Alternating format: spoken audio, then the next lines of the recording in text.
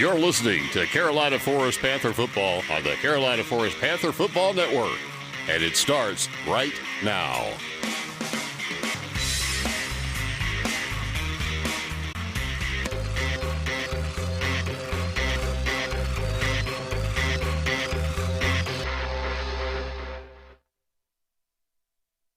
Hello and welcome to Panther Stadium here at Carolina Forest High School as the Carolina Forest Panthers get ready to take on the number 7th ranked Sumter Gamecocks. I'm Brandon Biskobing. I'll be bringing you all the action, and we have the Tony McAfee State Farm pregame show for you. And joining me as usual is Preston Payne. And Preston, after last week, we have a little more confidence in this team, but this tonight is probably the biggest test of the season. And I think with good reason, I think that we say that. It's Sumter. We lost by 20 to Sumter the first game. And I think the Conway game, the second Conway game anyway, that it was a good bounce back from the past two losses that we had. And this is a huge opportunity for this Carolina Forest team to kind of get a real gauge of where they're at right now. We kind of said that about the last week about the Conway game. We see where they're at now. Can they make it the next stride and contend with the Sumter Gamecocks for region? Exactly. This, we talked about it last week with the Conway game. It was really, that game was more of, okay, is this team even competitive this year in the region? And, it was more of a negative look of, if they lose this game, they could potentially miss the playoffs. Now, after the Conway win and how they won that game, now you look at it on the flip side of saying, if Carolina Forest can win this game against Sumter tonight, they could potentially win the region. Right, and we were talking about it before we went on air, the different scenarios of kind of what could happen if we win or if other teams lose. Specifically Conway being 0-2 in region right now, playing a region game this week against Socastee. With a loss there, they would be technically it's mathematically possible if Sumter loses out, but if Conway loses, it basically puts the four teams in place. It's just where they're going to be seated 1, 2, 3, 4. Exactly. So tonight is a very big game for the Panthers. Don't get me wrong, but the other game in the region is probably even more important tonight, and we are definitely going to keep track of that throughout the night, give you updates at halftime and all of that. Before we get into the full preview of tonight's game, just a couple of things that I forgot to mention last week. First off, Coach Mark Morris got his 50th win of his career at Carolina Forest last week. So congratulations to him. That's a big milestone victory, winning as coach in Carolina Forest Panthers history. And he's built this program from the ground up. And, while they haven't quite gotten to the summit where they want to be, obviously no one has since 5A has been a thing. But this program has still been absolutely amazing under Coach Mark Morris. And I think it's an underrated part of the grind that is high school football, because it's one thing to do it when you can recruit players from across the country as you can in college, but it's another thing to get locally sourced players and be competitive when you haven't really been competitive in your school's history. Yeah. And I think that's a really underrated part of Coach Mark Morris's journey as through being a coach at Carolina Forest High School. And Ian Guerin said it best on one of his profiles on Mark Morris and on the Panthers. I think it was during the season preview before this season. He said, if it wasn't for Dutch Fork being in 5A and Dutch Fork being Dutch Fork, he could see Carolina Forest being a state champion at some point over the last couple of years. So that's how good this team has been over the last couple of years. Obviously, this game is really the big test to see where this team is at and if they are back to the way they've been playing. The other note real quick before we move on to the full preview of this game is that unfortunately for those of you who follow Carolina Forest Athletics, the athletic director, Tripp Satterwhite, had to resign due to some health issues. Hope you're doing well, Tripp. thank you, for the opportunity here, and get well soon and all of that, and we'll give you the updates on the athletic director search as it progresses over the next couple of weeks. This game, not just obviously, it's the matter of Sumter, Carolina Forest wanting to beat Sumter, but it's also they're trying to stop a streak. Now Sumter on an 8-game winning streak in the in this matchup between these two teams. Panthers have only beaten Sumter in the program's history once, and that was all the way back in 2011. And that's ridiculous. Sumter is a very big powerhouse in the region, obviously, and just throughout the test of time. Because we talked about it first Sumter game with Geno Atkins coming from this area, or the Sumter area. So obviously they've been good for a while, and it's just when you haven't beaten a team since 2011, it just kind of lingers over your head, even if it was before the Mark Morris era, or even really the coach before that. Yeah, it's just been a weird type of season. Yeah, type of semi-rivalries because Sumter has been in and out of Carolina Forest region over the last few years with different realignments, and based on the reports I'm hearing, it looks like Sumter may be out of the region again next year with the new realignment, as the band is on the field getting ready to play the national anthem in just a little bit. We talked about it during the last game. This defensive front for Sumter is the key. Their broadcasters mentioned it during the first game at Sumter that the offense is kind of hit and miss, but the defense is their strength. They are getting ready to play the national anthem, so we will step aside and then come back with our final thoughts and kickoff here on the Carolina Forest Panther Football Network. Easy. We do it all the time. We switch on the lights. We switch TV channels. Some of us switch partners while square dancing. Well, that's a stretch. But what's not a stretch is how you can switch and save with State Farm. In fact, State Farm agent Tony McAfee, right here in Carolina Forest, can switch you over so you can start saving today. Tony and his team are ready to welcome you to the State Farm neighborhood. With Tony McAfee, it's easy to switch and save. Just give him a call. When you want the real deal, like a good neighbor, State Farm is there. Happiness in a bowl. Costa Bowls is Myrtle Beach's first Acai restaurant. Costa Bowls is a fruit bowl restaurant that also serves pitaya bowls, makes smoothies, hot oatmeal bowls, and parfaits. Costa Bowls. Eat something fresh and healthy on the go. Costa Bowls always serves fresh and healthy food that is happiness in a bowl. Costa Bowls. Always fresh. There's a new chicken in town. Bo Supreme Tenders aren't just good. They're made from scratch good. Recurring dream good. Pull over and crush them in the parking lot good. Cause they're made with juicy chicken that's ex-vegetarian good. And a bold southern crunch that's good to the last crumb good. Did we mention house-made buttermilk ranch good? Bo Supreme Tenders. They're good. It's Bo time.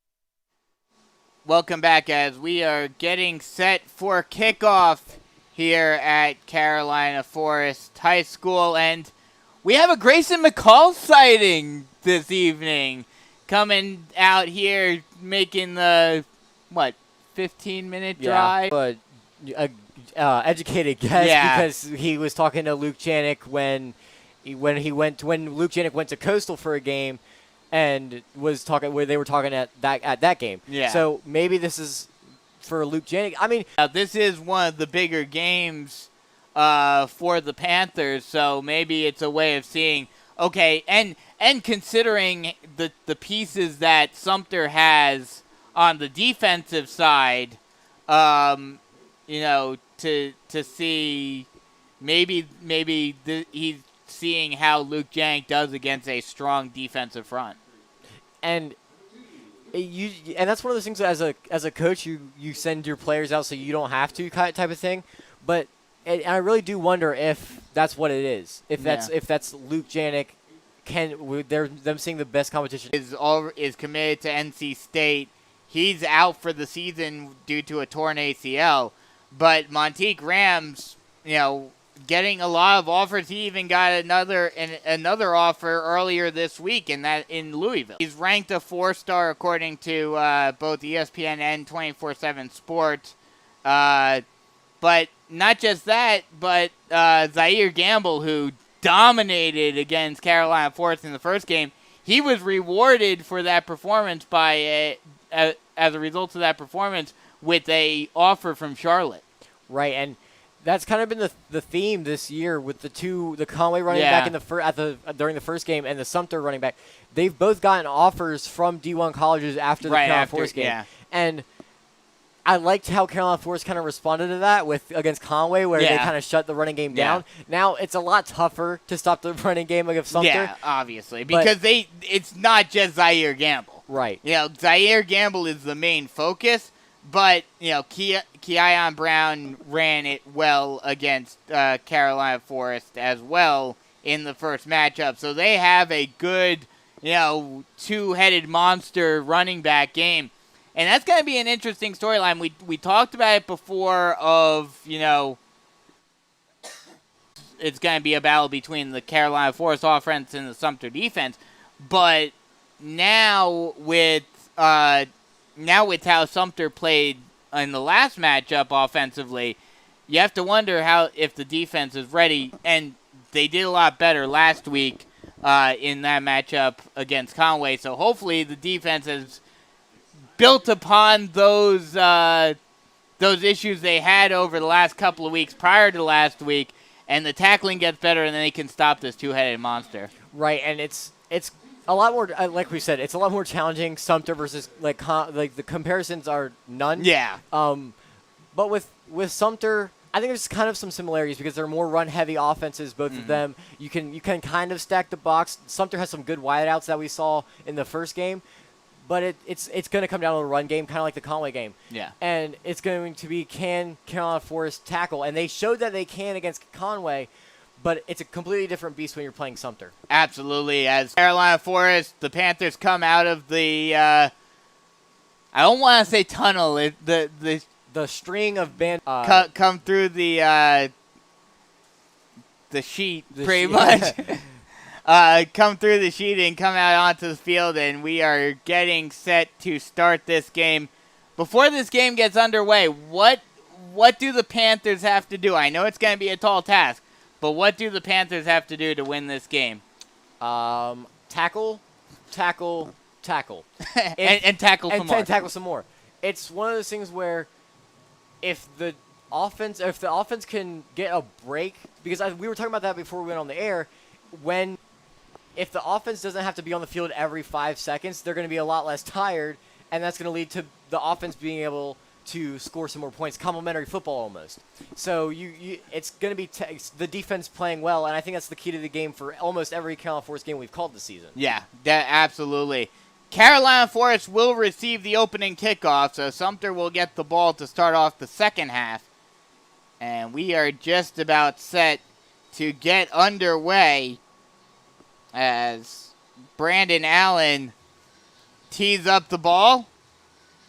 And And we are just moments away from starting. It looked like the sky was very interesting looking as we were at dusk. But now the sun has completely gone down. And we are underway with the kickoff here at Carolina Forest. Fielded at the 25-yard line and brought down to around the 31-yard line is Carolina Forest, and that's where they'll start with the ball. They'll mark him down at the 32-yard line. So that's where the Panther offense will start. The Panther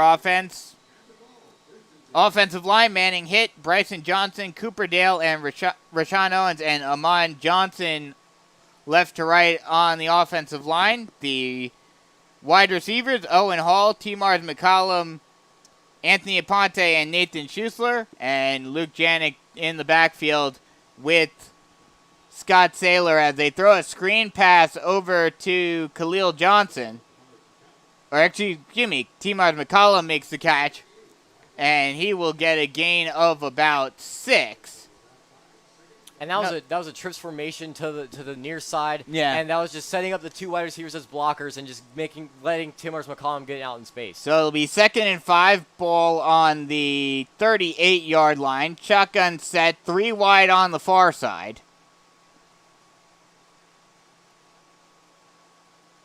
Saylor takes the snap, fake handoff to Janik. Another short pass in on the slant route is caught and taken to a first down and more by T-Mars McCollum again.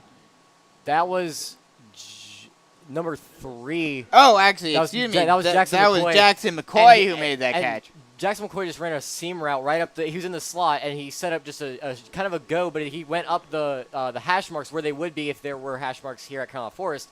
And it was a play action, and the defense bit, and Scotty was just able to put it right over the top. So it'll be a first and 10, ball on Sumter's 44-yard line. Hands it off to Janik, but he gets stuffed at the line.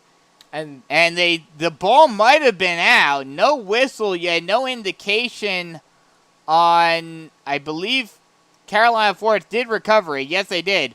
But they're going to mark him down a couple of yards short of the line of scrimmage. Oh, no, they said that Sumter did recover the ball. So a tough break for the Panthers to start off the opening drive, losing the fumble, and that's not what you want to see as a Panther fan to start off this game, as the first possession of the game results in a turnover. And do you know who lost that turnover? Luke Janik. That was Luke Janik. And we talk about the kind of the curse that he's against Sumter when going back to the last season, kind of infamous, but I really don't think that affects him here. It's just an unnatural just loss of the ball right there. Yeah, it's a tough break for Janik, though, but the Gamecocks take over. 1st and 10, ball on the 43-yard line. Shotgun set, 2 wide on either side. A throw down the far side of the field, and it's caught and taken all the way in for the touchdown by Nate Butler, number 14. One play, 56 yards, and a Sumter touchdown, and that's not how you want to start off this game for the Panthers. Very inauspicious way to start. No, and that was a play action, a faked play, a faked screen, and then just went deep, and there was nobody over the top to help them. Yeah, the secondary bit on the play action, and they bit on the screen fake, and he was left wide open down the far sideline. The extra point is up and good, and that'll extend the lead out to 7. So early on in this game, only a couple of minutes coming off the clock, is 7-0 Sumter here on the Carolina Forest Panther Football Network. Easy. We do it all the time. We switch on the lights. We switch TV channels. Some of us switch partners while square dancing. Well, that's a stretch. But what's not a stretch is how you can switch and save with State Farm. In fact, State Farm agent Tony McAfee, right here in Carolina Forest, can switch you over so you can start saving today. Tony and his team are ready to welcome you to the State Farm neighborhood. With Tony McAfee, it's easy to switch and save. Just give him a call. When you want the real deal, like a good neighbor, State Farm is there. Welcome back as the Panthers get set to get the kickoff and get the ball once again after 2 plays turned this game. It looked like the Panthers were going on a bit of a drive, and a fumble and then a 56-yard touchdown utterly destroys that as the Gamecocks kick it off. A high floater that's fielded at the 25-yard line and taken down at around the 29-yard line. That is Alec Youngblood, who fields the kickoff and brings it down to the 30. They're going to mark it at the 30-yard line. I thought he got a little further than that, but they're going to mark him at the 30-yard line, and that's where the Panthers offense will start. Shotgun set, 3 wide on the far side. Saylor takes a snap, 3-step drop, looking far side, a high throw. Janix is able to catch it, and he will get a couple of yards before a bunch of Gamecocks come in and wrangle him down. He will get a gain of 2, so it'll be 2nd 8 for the Panthers. And this is one of those drives where you have to score because you need to get the momentum that you had at the beginning when you were able to drive down the field a little bit before the Luke Janik fumble. Absolutely. Yeah, this is a huge drive early on in this game. Shotgun set, 3 wide on the near side. And whistles are blown. I have to see. Not sure what the call is. They just switched players. I don't know. I'm not sure what the whistles were for, but there's just keeping it as is. Shotgun set, 3 wide on the near side. Fake handoff. Saylor will keep it himself on the read option and will get taken down. He might have got. They're going to give him 1 yard, but wasn't able to get anything else. So that'll set up a 3rd and 7. And, the passing game was working fairly well. Running game, not so much to start off. You have to imagine with a 3rd and long, they would go to the air on this play. Right, but you also have to think Coach Mark Morris is definitely going to go for this on 4th down. Oh, definitely. Barring something catastrophic, so maybe you play it safe so you can get a 4th and manageable. True. Who knows? We'll find out. We'll just have to wait and see. Shotgun set, 3 wide on the far side. Saylor, motion from far to near side. And they take the snap, 2-step drop, throws it far side, high throw, and it will be close to the 1st down marker. There was a flag. I believe that was T. Marge McCollum who made the catch. Oh, no, excuse me. It will be Kellen McDowell who will make the catch. There was a flag on the play, and it's either holding or offsides, and I can't really tell. Let's see. We'll have to wait and see what the call is. Ref coming close. They are going to, roughing the passer. Roughing the passer. And that will give the Panthers a 1st down. I didn't really think it was that. It looked like, because it looked like they called it on the far man, and I don't know what he did to get the roughing the passer. And I think it was just a regular personal foul. I don't think it was roughing the passer. Okay, so either way, though, I don't really, I didn't really see that. I saw more maybe an offside, like something. Offsides are holding because it was a passing play, and it looked like the offensive lineman got beat, but that would cause the holding. But then the offside, it didn't look like either of that. Either way, the Panthers get a 1st down as a result. Now have the ball on their own 49-yard line. They'll set up a shotgun pistol set.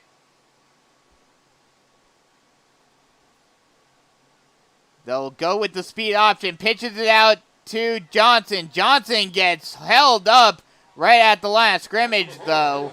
Oh, no, that was Owen Hall, actually. They're getting a few other players in. I wonder if...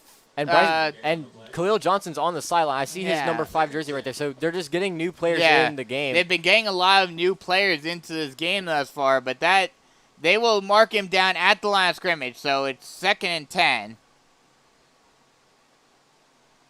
Looking to the sideline for the play. Jackson McCoy moves over to the far side slot. They will once again, looks like they're going to go with the shotgun pistol once again.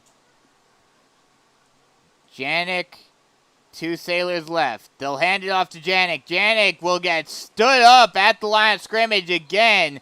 He might have gotten 1, if anything.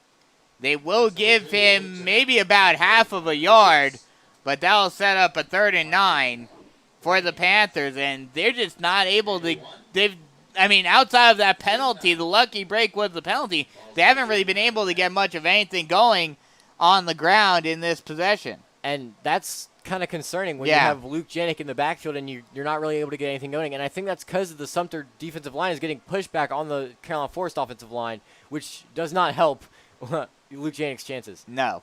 Shotgun set, 3 wide on the far side. Snap. Rolling out to his right. Looking. Throws down the sideline, and it is incomplete. Was trying to go for Jackson McCoy, but just a little bit too far. And that'll set up a 4th and long, 4th and 9. And do you go for it here, or do you just punt it away? Scotty Sailor is coming off the field. So it looks like they are going to punt it. Luke Janik in the quarterback position, and now he will back up and punt it away. Low snap.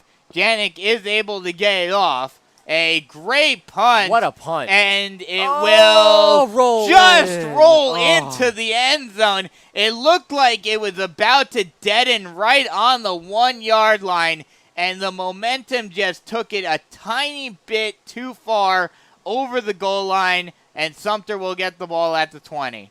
And we've seen those types of punts from Luke Janik before. Yeah. And it looked like it was about to just it had good backspin on it. It did. And it's just a little too much on it. And just a tiny bit too much leg on it. So Sumter will take over at the 20-yard line. Will try to do what they did just a little while ago. And that's something we talked about earlier, was the offense not having any time to rest because the defense in games past, defense gives up quick touchdowns. And that's exactly what Sumter did in the first possession. And that's not going to be a good thing if the Panthers continue to give up quick touchdowns. You never want to give up touchdowns in general, no. But especially if your offense has no time to get some rest on the sideline. That's just not a formula for success. Absolutely not. So Sumter comes onto the field. Looks like they're going to go shotgun with 2 running backs in the backfield. Shotgun set, 2 running backs in the backfield, 1 wide on either side. H-back moves from far side to near side. Hands it off. No. Oh, no! He kept it. McCants keeps it himself on the triple option, and he will take it all the way down to the 41-yard line. That read option play worked to perfection for the Gamecocks, and they get almost 40 yards on the run. And that's one of those plays where you have to play the ball before you play the pitch. Yeah. And the defense did not do that there. I couldn't see who the number was, but he went right past the QB to the running back and didn't play the ball. Yeah. Well, that's why I always say, as they set up in the shotgun set with the 2 running backs in the backfield once again, going for it again, and McCants again holds on to it. That's going to be a late hit. And he will get close to the first down marker. I don't see there is a flag on the play, and we're thinking it was a late hit. He was hit out of bounds right as he was stepping out. Personal foul. Yep. And it is going to be a personal foul on the Panthers, so that just moves Sumter up even further. And this drive already is looking like it's going to be another quick, easy score for the Gamecocks. And it almost looks like Carolina Forest, the defense doesn't want to play right now. And yeah. That's not a good sign. No.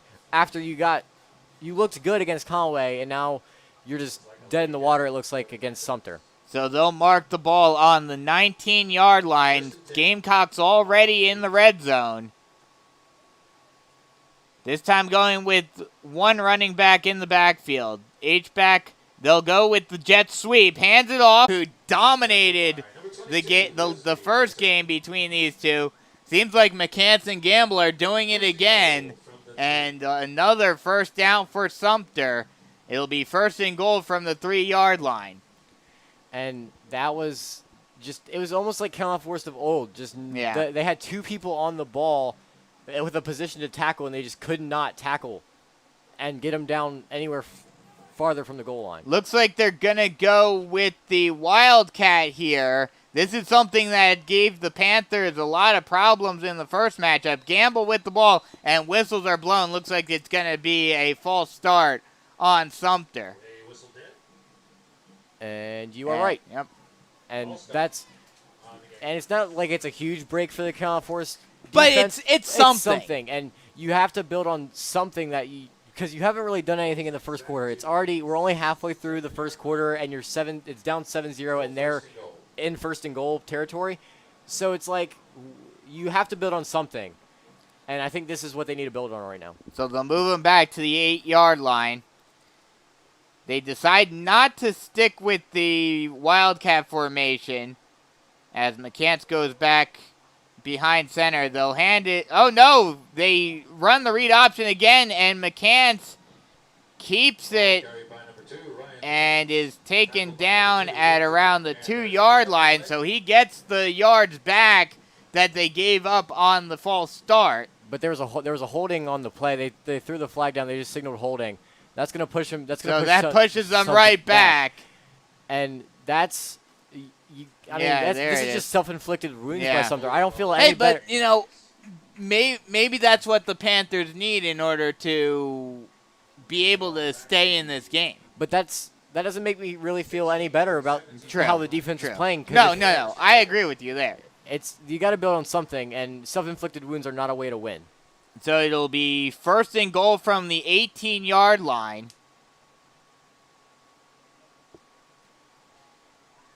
Shotgun set, one wide on either side, an interesting formation that they set up in. High pass and wide open in the end zone is number 1. That is Marquise Lane who makes the catch. And that'll give Sumter a 13-0. Will be 14-0, assuming the extra point goes through. Just no help in the secondary, it almost seems. And if they're playing man, they need to switch. They need to switch out of it because it's not working. Judah Kean comes out to kick the extra point, and it looked like he did go through. It looked like it was going wide left, but it does go in, and it's 14-0 Sumter now with a little over 6 minutes left to go in the first quarter. Panthers really need to get something going as they go on offense once again when we return here on the Carolina Forest Panther Football Network. Happiness in a bowl. Costa Bowls is Myrtle Beach's first Acai restaurant. Costa Bowls is a fruit bowl restaurant that also serves pitaya bowls, makes smoothies, hot oatmeal bowls, and parfaits. Costa Bowls. Eat something fresh and healthy on the go. Costa Bowls always serves fresh and healthy food that is happiness in a bowl. Costa Bowls. Always fresh. Welcome back as the Panthers get set to go on offense again, and we talked about it after the first possession. It seemed like they were, in the first possession they were moving the ball at least a little bit, but in that second possession they just could not get anything going offensively. And it just seems like the only way Kickoff Force is even moving the ball is self-inflicted wounds by Sumter. Yeah. And that's on both sides of the ball. On both sides. And you're not going to win a game like that. And it's already starting to get out of hand. As the Gamecocks are ready to kick it off. Very slow walk up to the ball, and he pooches it. A high kick that's fielded at around the 20-yard line. And taken to around the 32-yard line. That's number 4, Owen Hall. Owen Hall with the return. Time Rose. And the Panthers will take over at the 34-yard line. Ball's on the 33-yard line, 1st and 10. So it'll be 1st and 10 for the Panthers. They'll set up shotgun set 3 wide on the near side on this 1st and 10 play. And something needs to happen on this drive that isn't Sumter's self-inflicting their own selves with penalties or whatever. Yeah, Panthers really need to move the ball on offense. First time we see Khalil Johnson in the backfield today. The snap, fake handoff. Saylor keeps it himself, and he gets absolutely stuffed at the line. Number 11, Scott Saylor on the carry. A bunch of Tackled by number defensive linemen, basically the entire defensive line, all 3 linemen in this 3-4 half a yard on the play. 3-4 formation by Sumter brought him down. They'll give him half a yard, so it'll be 2nd and 9. Shotgun set 3 wide on the near side. Saylor takes the snap, speed option. He flips it to Johnson, and he will take it still on his feet, gets tackled at around the 40-yard line. That will be a 6-yard gain for Johnson. And that's the first good, positive play that the Panthers have had since the beginning of the game. Maybe that gives them a little bit of momentum. And that's what they need right now. They need some just short, give your defense some rest because they haven't really been able to do anything. And just get a score on this drive. Play like they did against New Hanover, where it's just ball possession. Shotgun set 3 wide on the far side. Motion from the slot receiver into the H-back. They'll hand it off to Johnson. Johnson finds the hole, and he could go. He's got one man to beat. Will he? No, he will get taken down at the 13-yard line. But a huge gain by Khalil Johnson, and that'll set up the Panthers in prime field position to put points on the board. And that was a good run, and there was a wide open lane for Khalil Johnson. And that's kind of the difference between Khalil Johnson and Luke Janik. Luke Janik's more of a power back. He might not be able to fit through some of those holes that the offensive line gives him when they're a little bit slimmer and smaller. Khalil Johnson can fit through those holes and get to the second level. Yeah, he got to the second level, and if it wasn't for the one man to beat, I believe that was Joram Bennett, the cornerback who came in from behind to make the tackle. Saylor will keep it himself on the read option. Will get a gain of a couple. They'll mark him down at the 10-yard line. So a gain of 4 for Saylor. 2nd and 6. Now set up 2nd and 6. But yeah, if it wasn't for that late tackle from behind, he would have scored a touchdown. And there's nothing really that's just being faster, but yeah, Khalil Johnson able to shoot the gap, and he was quick. There's a difference between quickness and speed that I like to say. Quick is being able to get through a hole or a gap fast. Speed is being able to break away, and he had the quickness, just didn't have as much speed. Shotgun set, 2 wide on the far side. They'll hand it off to Janik. Janik will get a couple. Will get taken down at around the 5-yard line. Won't quite get enough for the first down. They'll be just a yard short of the marker. So it'll be 3rd and 1 from the 5-yard line now. I say you go speed option with Janik, and you let him get out in space on a one-on-one with a cornerback and let him run over the cornerback for at least a yard. Yeah, we'll have to see what they do on this play. 3 wide on the far side, and a tight end in on the near side. The snap, motion first, into the H-back position. They will go power. They'll hand it off. Oh, no, Saylor keeps it himself and is able to get the first down and more. And he'll bring it down to around the 3-yard line. That'll set up a 1st and goal for the Panthers. And you have to capitalize on this. Yeah. There's no discrepancy here. You need to capitalize on this great drive that they've been having. And this is kind of the drive that they needed after the first 2 possessions. Yeah, absolutely. And this is almost kind of the drive that I was expecting to see on the first drive until they turned the ball over. Yeah, until the fumble. Shotgun set. 2 wide on the far side, H-back on the near side. Hands it off to No, Saylor keeps it himself again on the read option. Will not get a yard. Might have even lost a yard on that. They will say he got back to the line of scrimmage, but it's still 2nd and goal from the 4-yard line. They're going Wildcat here. Scotty just went out the game. It'll be Luke Janik and Khalil Johnson in the backfield. And they're bringing in some bigger bodies. H-back on the near side. 2 wide on the far side. Gonna try to go with the Wildcat. Janik, high snap, and he bobbles it. And he will get taken down at the 15-yard line. And that is a huge loss by the Panthers. But there is a flag. And this could go either way here. I don't quite know. We'll have to wait and see. Face mask on Sumter. And the Sumter defender brought Janik down via the face mask. No. And again, another lucky break for the Panthers in terms of penalties. And I don't think because look at where the flag is. The flag is down at the line of scrimmage. That's true. So I don't know that it was on Janik. It was on a Sumter defensive line. Look, I'll take it. Yeah.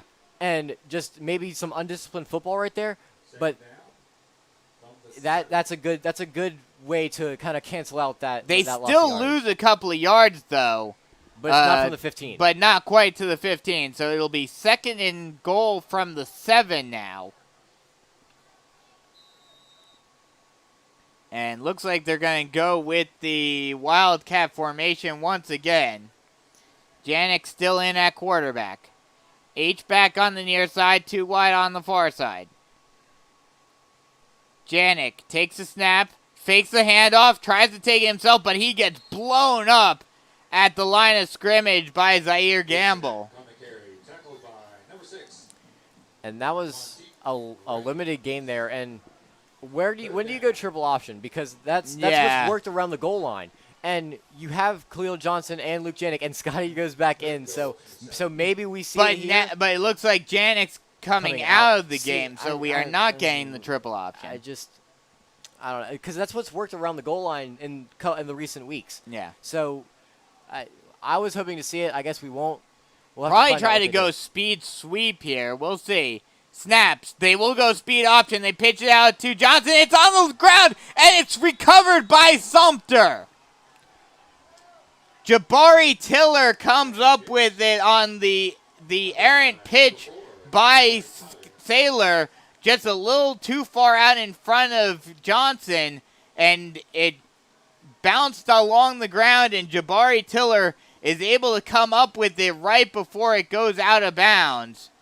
And another huge turnover. This is something we haven't talked about much this season. But this game, the issue for the Panthers has been turnovers. And that's not good. Because when the defense isn't getting stops, you can't rely on your defense to get stops off the turnover. Now, granted, this is a problem now, not in terms of fumbles, but this is a problem that the Panthers had against Conway with Saylor throwing 3 interceptions. Right. So they go with the shotgun set, two running backs, one on either side. They go with the triple option, and number 2, Ryan McCants keeps it himself and gets a gain of a couple. They'll give him 4, so it'll set up 2nd and 6, and that'll end the first quarter with the score after 1, 14-0. Panthers trailing in this one and really need to get something going on both sides of the ball if they want to stay in this one. We'll take a quick break and come right back with the second quarter here on the Carolina Forest Panther Football Network. There's a new breakfast in town. Our new Bo's Chicken Biscuit isn't just good. With a scratch-made, fluffy buttermilk biscuit and bold, crunchy, hand-breaded fried chicken, it's convert to a morning person good. Just found your new go-to good. Capital G-O-O-D good. Because our breakfast is the kind of breakfast that eats other breakfasts for breakfast good. Bo's Chicken Biscuit. It's good. It's Bo time. Welcome back as we get set to start the second quarter. Switching sides of the field now. Sumter going right to left and the Panthers going left to right. But yeah, this is not the way you wanted to start this game. No, and we talked about a pregame. If Sumter got off to a hot start, what were the chances that Carolina Forest was actually going to come back in this game? Because we've seen the defense hasn't been able to stop them yet. And if the offense isn't going, they have been going. It's just the turnovers on the two possessions that they had been going. Yes. It's derailed the drive. Yeah. And not to mention this offense hasn't been nearly as prolific as it has been in years past. This isn't the run and gun offense that they ran in the past. Shotgun set, hands it off, and Gamble will be stood up after a gain of a couple. They'll give him 2, so they'll set up 3rd and 3. That was number 23, Jeremiah Horace. Actually, that was Jeremiah Horace who made that run. And the defense just needs to get a stop for just confidence right now, because confidence and to keep this game within striking distance for the offense. They've been getting gashed in running and passing, and Sumter, their 2 touchdowns have been passing touchdowns. The running game has been strong, but it hasn't been what it was in the first Sumter game, which I don't know if that's a good or bad thing. They'll go with the shotgun set, 2 running backs in the backfield, 1 on either side. Now motion, Gamble goes far out to the far side. Rolling out to the far side and throwing and caught. A great throw along the sidelines. That will be number 18, Jordan Hayward, who makes the catch. But it's enough for a first down for the Gamecocks. And that'll be enough for a first down for the Gamecocks. Brings it down to the 41-yard line. And we saw that kind of option game that in the first game, and it worked well then, and it's working well now. Shotgun set, 2 running backs in the backfield. H-back on the near side. 1 wide on either side. McCants takes the snap. Low snap. It's on the ground. He is able to fall on it, but a lucky break for the Panthers, as that will be a loss of 4 for Sumter. And that's kind of more lucky than anything. And if they had gotten possession of it, that kind of changes momentum. But he was able to fall on the ball, and Sumter keeps possession, and it still doesn't make me feel any better about this Carolina Force Exactly. defense. It seems like the only time that the Panthers defense has had anything good happen has been just through sheer luck. Shotgun set, 2 running backs in the backfield, 1 on either side, 2 wide receivers on the near side. Snap. Triple option. Now goes to pass, and it's a screen pass, and he gets blown up in the backfield. And that was a good read by the cornerback there. He was able to get the tackle right there. And we talked about it before we went on air. Sammy Atlas, he has been playing much better over the last couple of games, and he came up with a tackle. Good job getting into the backfield on that screen pass and blowing it up before it could do anything. And you got to get a stop here. 3rd and 19. Yeah. You cannot let them get this. This is a huge play early on in this game, early on in the second quarter. Shotgun set, 2 running backs in the backfield, 1 on either side, 2 wide on the near side. And there's an offsides on Carolina Forest, and penalties are going to kill you if you give up those types of penalties. Because now what was a 3rd and 19 is now a 3rd and 14. And even now you shouldn't give up this first down. Yeah, no, of course, but still it gives, The fact that you give Sumter extra 5 yards to get this is not good. Shotgun set, 2 running backs in the backfield. Now they move Gamble out to the near side. Rolling out to the near side, looking. Oh, getting pulled down. Great sack. That is number 52. That's number 2, Ryan McCants on the carry, tackled by number 50, Jonathan Princeday. That'll be Jonathan Princeday, a newcomer on the Carolina Forest defense, coming in and getting the tackle. That'll set up 4th and long, and it looks like Sumter's going to go for it. This could be a huge play in this game. Panthers trying to get some new guys on the field, getting a new formation on, and as a result of not being able to get things going as quickly as they'd like, the Panthers have to call a timeout, and that could come back to bite them at the end of this half. And it's almost kind of felt like the first game, where it's only 14-0, and if you get this ball back on this fourth down, if you score, it's a one-possession game. This feels like a lot more of a deficit than it is. Yeah. And maybe that's because of the amount of turnovers and the amount of mistakes Yeah. in general that Carolina Force has had. And when they've gotten good drives, it's kind of been more like luck and self-inflicted wounds by Sumter. That's the bad part. That's why it feels like more of a deficit than it is, because it should be. Yeah. So Sumter comes back on the field. We'll see if they still go for it on this 4th and 13. They will not. Now they'll bring out the punting unit. Low snap. They will get the punt off. It's a fairly low snap, a short punt, and it's fielded and taken out of bounds by Nathan Schuessler. He'll take it out of bounds at the 40-yard line, and that's where the Panthers will take over on offense. And if I'm Nate right there, I don't even touch that ball. You've had enough turnovers. Yeah. The ball was going almost sideways when he got it, so it would have been around the 39 anyway. Yeah. So when that happens, with the amount of turnovers we've had, I wouldn't even touch the ball right there. But he got it, and he got a couple yards out of it, so I mean, good for him. Yeah, lucky break for the Panthers right there, like you said. A little bit of a risk right there, but he managed to get it. So it'll be 1st and 10, starting off the drive on their own 40-yard line. Shotgun set, 3 wide on the far side for the Panthers. Motion, far side to near side into the H-back position. They'll hand it off. Johnson gets a gain of 5. They'll say he got tackled at the 44-yard line. Actually, they'll give him up to 45, so they'll give him the 5 yards.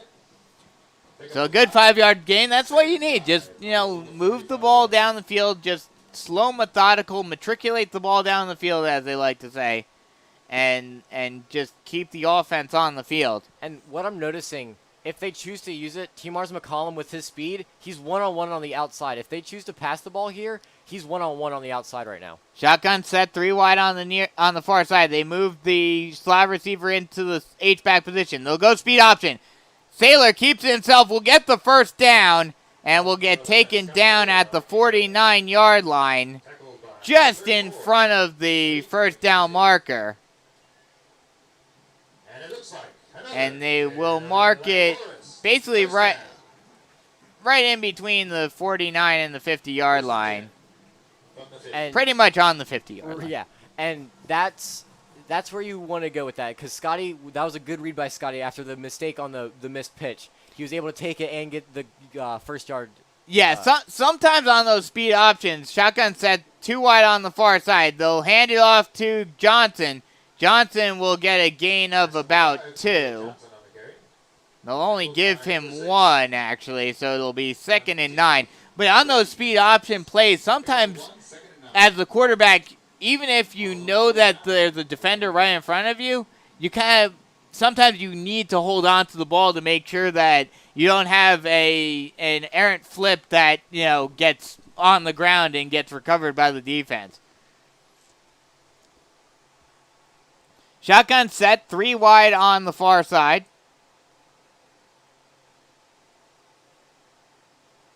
Saylor takes the snap, hands it off to Johnson. Johnson will get about 3 yards. Gets taken down at around the 48-yard line. Might make that the 47-yard line, so it'll be 3rd and 6 now. And the passing game was working in the first couple of drives, and they've gone away from it. They've gone completely away from it. And I don't necessarily know why. Yes, the running game was working on the last drive, but when they stack the box like they've kind of been doing, that's not going to really work because of how many bodies are in waiting for the run. 3rd and 7, ball on the 47-yard line. 3-step drop for Saylor. Looking. Now has to roll out. Now will have to take it himself and will get taken down right around the line of scrimmage. They will say he got 2 yards on the scramble. And that'll set up a 4th and 5 for the Panthers. And looks like Janik is coming out onto the field. No, Scotty's, but Saylor is staying on the field. So it'll be a 4th and 5. Shotgun set, 3 wide on the far side. Saylor takes the snap. Low snap. 3-step drop. Looking. Now has to scramble out. Throws it up. And it will be incomplete. And that's a turnover on downs, but there is a flag. It's a personal foul. It's a personal foul on Sumter. And that'll give the Carolina Forest offense a free first down. And that's kind of one of those things where it doesn't make you feel more confident, but it gives them another chance. Yeah. And instead of giving the ball to Sumter, it's now 1st and 10 for Carolina Forest. Yeah, instead of giving the Gamecocks the ball back on Carolina Forest, or excuse me, their own 45-yard line, it now gives the Panthers another first down. But like we were talking about, it seems like every break that the Panthers have gotten, every good thing we've talked about with the Panthers has just been a lucky break. So it'll be 1st and 10, ball on the 30-yard line for the Panthers. And the coach of Sumter's, I think, is pleading his case here, and that's Did he call a time? I can't tell if he. I think he might have called a timeout. It looks they haven't changed. They haven't changed it on the scoreboard, but it looks like there might have been a timeout called by Sumter. The Sumter coach is saying his piece right now, and maybe they just blew it dead for that. Maybe. I really can't tell because there's no timeout taken. And even the refs on the field, they didn't signal timeout either way. But, yeah, so, I mean, this is the drive right now that, and what hurts the Panthers even more is the fact that Sumter gets the ball back at the beginning of the second half. Right. So they really need to get something going.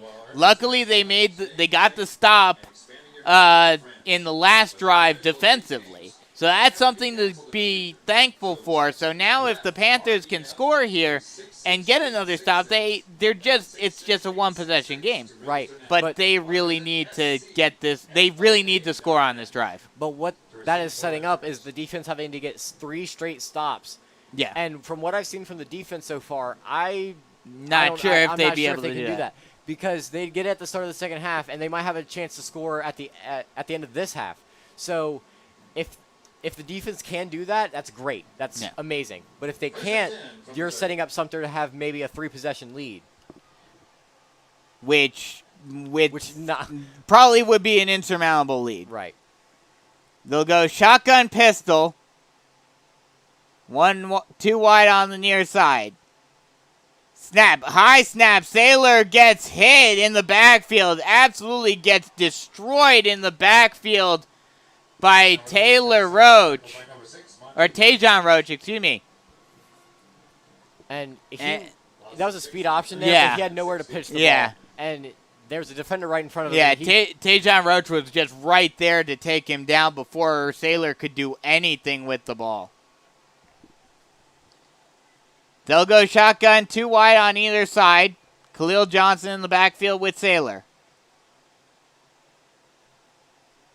2nd and long, 3-step drop, looking near side, caught by Schuessler, and he's got an open lane, and he will go into the end zone for a touchdown. What an absolute play call. And I'll break it down for you. It was a pick play like you see in every level of school. Nathan ran a slant route, and Jackson McCoy it was a post route, and he rubbed the defender of Nathan Schuessler and was able to get a touchdown because of the pick Jackson McCoy set. And the technical part of that route is that you can't actually block. Officially, you basically just have to put your body in front of it. And that was really good by Jackson. That's an underrated part of that play. Yeah, and as there's a whistle is blown on the extra point, it might be a false start, and it will be. So that'll push them back 5 yards. But we've got J.J. Chaddock I think he can make a little bit further of an extra point. And we went through this last week. There was a false start, and he had to kick a little bit longer of an extra point, and he made it. And we saw him make from 45 earlier this year, so I think we'll be okay in pregame. In pregame, and the extra point is good, and that'll cut the deficit down to one possession. It's 14-7 now, with just under 5 minutes left to go in the first half. We'll take a quick break. Come right back with more Carolina Forest Panther football action here, right here on the Carolina Forest Panther Football Network. Switching is easy. We do it all the time. We switch on the lights. We switch TV channels. Some of us switch partners while square dancing. Well, that's a stretch. But what's not a stretch is how you can switch and save with State Farm. In fact, State Farm agent Tony McAfee, right here in Carolina Forest, can switch you over so you can start saving today. Tony and his team are ready to welcome you to the State Farm neighborhood. With Tony McAfee, it's easy to switch and save. Just give him a call. When you want the real deal, like a good neighbor, State Farm is there. Panthers really need a big stop here defensively, as the touchdown in the last offensive possession cuts the deficit down to one possession. 14-7 with just under 5 minutes remaining in the first half. And, you know, we talked about it. That was just a great play. Like you mentioned, you broke it down so well on that touchdown run. And, you know, if they can start, and we talked about it, they were getting away from the passing game as they go with an onside kick and they recover it. Oh my Lord! It wasn't even an onside kick. It was a regular squib kick that we've seen from J.J. Chaddock every time he's kicked the ball. He's done that little squib kick, and it went off a Sumter defender's knee and went right back into the hands of one of the gunmen. That was just another lucky play, but another lucky break for this Carolina Forest team. And hey, I mean, we've talked about it with Mark Morris. I'm drawing a blank on his name, but the Presbyterian head coach now. Maybe Mark Morris needs to draw from his playbook. You know, no punting. Always go for it on fourth down. Go with the onside kick, because obviously the defense has its issues this year. Keep the defense off the field as much as you can. And while it didn't mean to be an onside kick, it worked that way. Shotgun set 3 wide on the far side. Saylor rolls out on the 3-step drop, passes it to the far side, and it's a completion. That'll be a first down and a little bit more. Tamars McCollum with the reception. There's a hold in the backfield though. They just called that back. They called holding, and it was holding. There was a holding on the near side. There was a linebacker who came up and blitzed, and the offensive lineman kind of got beat. And had he not held, it might have been a sack. So either way, kind of a loss of yardage there. But what I did like from the rest of that play was Tamars McCollum got open. He was able to run a 10-yard hitch route and was able to get a first down there. So good things to see from the offense. It got negated by a penalty, but a good built stepping stones here as we go in just under 5 minutes, and it feels like and deja vu is almost taking over, because it feels like it should be a larger deficit than it is, kind of like the first Sumter game, and it's only a one-possession game. Yeah. And it's going to be 1st and a mile for the Panthers on this play. Shotgun set 2 wide on either side. Saylor, speed option, pitches it out. Johnson gets the ball, still on his feet, good spin move, and he will get a gain of about 5. That was number 5, Khalil Johnson on the carry. And that, you know, with how many yards you have to gain, that's just a good play of just getting a few of those yards back. And I wasn't really commenting. I was looking at Jackson McCoy. He twisted his ankle on that block, and he was limping on the sideline, and he right now is sitting on the bench in some pain. So that's not a good sign for the Panthers. We'll keep an eye on if he comes back into the game. Shotgun set 2 wide on either side. Motion. They'll go hand it off to Johnson again, but this time he gets absolutely demolished in a late push. And that's going to be a flag. He just threw that's going to be a personal foul on Sumter. And Monteque Rams, not very smart by the big Division I offer machine. After the whistle, and there's a flag on the play. And it is personal foul. Yeah. So just maybe not self-inflicted, but just mental lapses almost by Sumter right now. And that's if they are going to do that, I will take it all day. Yeah, like we've talked about, the big things that the Panthers have been able to be happy about thus far has been as a result of self-inflicted wounds by Sumter. So I'll make it 3rd and 9 now for the Panthers. Yeah. Shotgun set, 2 wide on either side. Motion, Youngblood moves from near side to far side. And now Sailor takes a snap, rolls out, looking far side, throws it to the far side on the out route by Youngblood. And he is not quite able to hang on to it. Looked like it was a good pass, but Youngblood just could not hang on to it. And that's one of those things where that's usually Jackson McCoy in that slot, and he has a little bit more sure better hands. And that's just one of those things where you kind of you're iffy with Alec Youngblood, more iffy with Alec Youngblood than you are Jackson McCoy. Well, what also doesn't hurt is who would normally be in that slot if everyone was healthy? Anthony Aponte. And Janik's gonna snap, and there's no one back to punt. Oh wow, they fool Sumter this time after the Panthers were able to fool Conway last week, and a great coffin corner by Janik as they'll push it up a little bit. That's horrible. Wow, the ref was originally at the 9-yard line and looked like that's where they were going to mark him down, but they will say the ball went out of bounds at the 16-yard line. So that's where Sumter will start on offense here. And even though there was no points scored on that drive because of coming off the turnover, it gives Sumter less time to score before the half, which is almost as good because it's saving a possession. But it still gives them plenty of time. Just under 3 minutes left to go in the first half. Shotgun set, 2 running backs in the backfield. They'll hand it off, and he has a wide open lane. I take that back. Yeah, really. As number 10. That is Chris Ramirez who gets the run. And he goes for a gain of about 20. And he just had a wide open hole. And I don't know where it came from, but it just feel like he just slipped out of a whole bunch of offensive linemen and defensive linemen there. And he got to the second level, and he got a big gain off of it.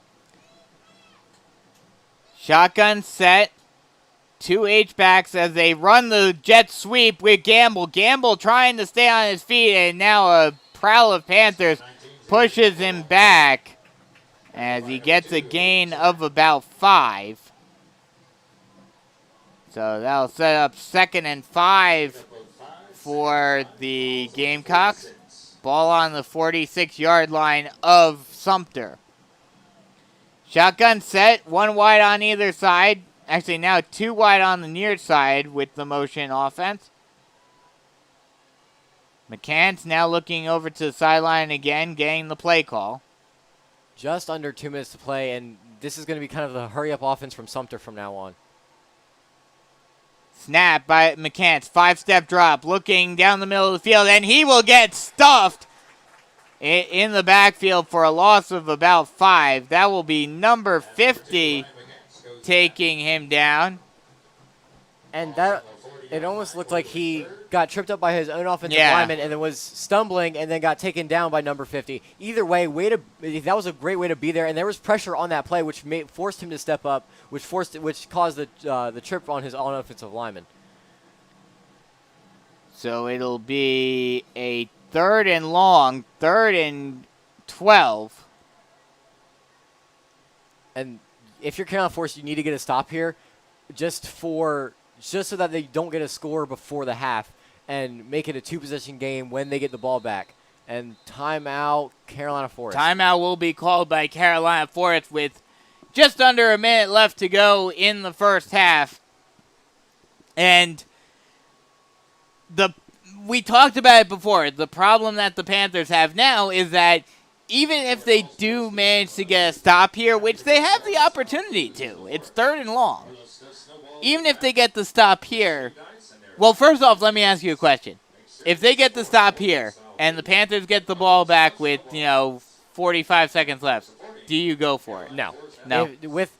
And usually, you know me. Usually, I Yeah. would say yes, and I want to see points up on the board. But with how shaky the offense with the turnovers and Yeah. such, I don't know that I would want to give Sumter the ball back. But at the same time, they're getting the ball back anyway. Right, but I don't want to have them the chance to double up. Okay, I understand. You yeah. talk about, like, in basketball, I'll use another basketball analogy. When the shot clock is winding down, when you're at the 30-second, when the shot clock's 24, Yeah. and you're at 30 seconds on the game clock, you don't want your opponent to double you up True. to get the 2 possessions. It's that 2-for-1 2-for-1 situation. type of thing. Yeah. So we'll first see if the Panthers can get the stop on third down, 3rd and long. Shotgun set. 2 H-backs on the field. They'll go with the fake jet sweep. They'll hand it off, and the Panthers will be able to get the stop. That's number 4, Jabari. That was Jabari Tiller Tackled by 65. who got the ball. Payne Bridges makes the tackle, and it'll be 4th and 10 now for Sumter. We'll see if they decide to go for it. And Clock is stopped. Carolina Force took a timeout. Okay. So maybe they are going to try to go Maybe. for it. Or they're trying to see what Sumter's going to do outside of this timeout, like when they come out Yeah. of this timeout. It'll be interesting to see just how Coach Mark, because Coach Mark Morris he isn't the most aggressive coach. Yeah. He's kind of more in the middle. He's not really aggressive, not really conservative. He just kind of plays the game. And we haven't really seen him go for a minute drill or 1 minute drill. And it will give a gauge of how he feels about his defense. And his offense. I would say more his defense, though, because it's saying how much do I trust my defense to go get a stop Again at the start of the second half. And they are going to punt. They are going to punt, so the Panthers will get the ball back with probably around 45 seconds left to go in the half. High snap and a very short punt. A good Carolina Forest bounce. It bounces back to the 36-yard line off of the 32-yard line. And it's recovered Big hand for your Panthers by defense. the Sumter defender. And now it's crunch time to see what the Panthers decide to do. They are bringing out the regular offense. They're not just going to kneel it down. They are going to go for it. They're not in victory formation, as you said. And T-Mars McCollum's going on the far side. And like I mentioned earlier, now they have safety help over the top on that left side. So it'll be interesting to see what they do with T-Mars McCollum here. Shotgun set, 3 wide on the near side. Now they move the slot receiver into the H-back position. They'll hand it off to Johnson. Johnson will get a gain of about 3. And it'll be a 2nd and 7 now. And no rush to do anything. So it looks like they're going to semi-try, but not really at the same time. So we'll have to see if they even decide to run another play as the just under 15 seconds the play clock is off now. Shotgun set, 3 wide on the near side. Motion into the H-back position. Now a 1-step drop, and Taylor gets some pressure, is able to get away, and then finally gets brought down by Monteith Grahams. And that'll be the end of the half. For a gain of 0, and that will bring us to the end of the first half. Panthers trailing by a touchdown. Feels like it should be more, but the Panthers in a position, if the defense can play well in the second half, they are within striking distance to make this one a ball game. 14-7 as we head to the halftime break. We'll come back in just a little bit with the Bojangles Bowtime Halftime Show right here on the Carolina Forest Panther Football Network. Switching is easy. We do it all the time. We switch on the lights. We switch TV channels. Some of us partners while square dancing. Well, that's a stretch. But what's not a stretch is how you can switch and save with State Farm. In fact, State Farm agent Tony McAfee, right here in Carolina Forest, can switch you over so you can start saving today. Tony and his team are ready to welcome you to the State Farm neighborhood. With Tony McAfee, it's easy to switch and save. Just give him a call. When you want the real deal, like a good neighbor, State Farm is there.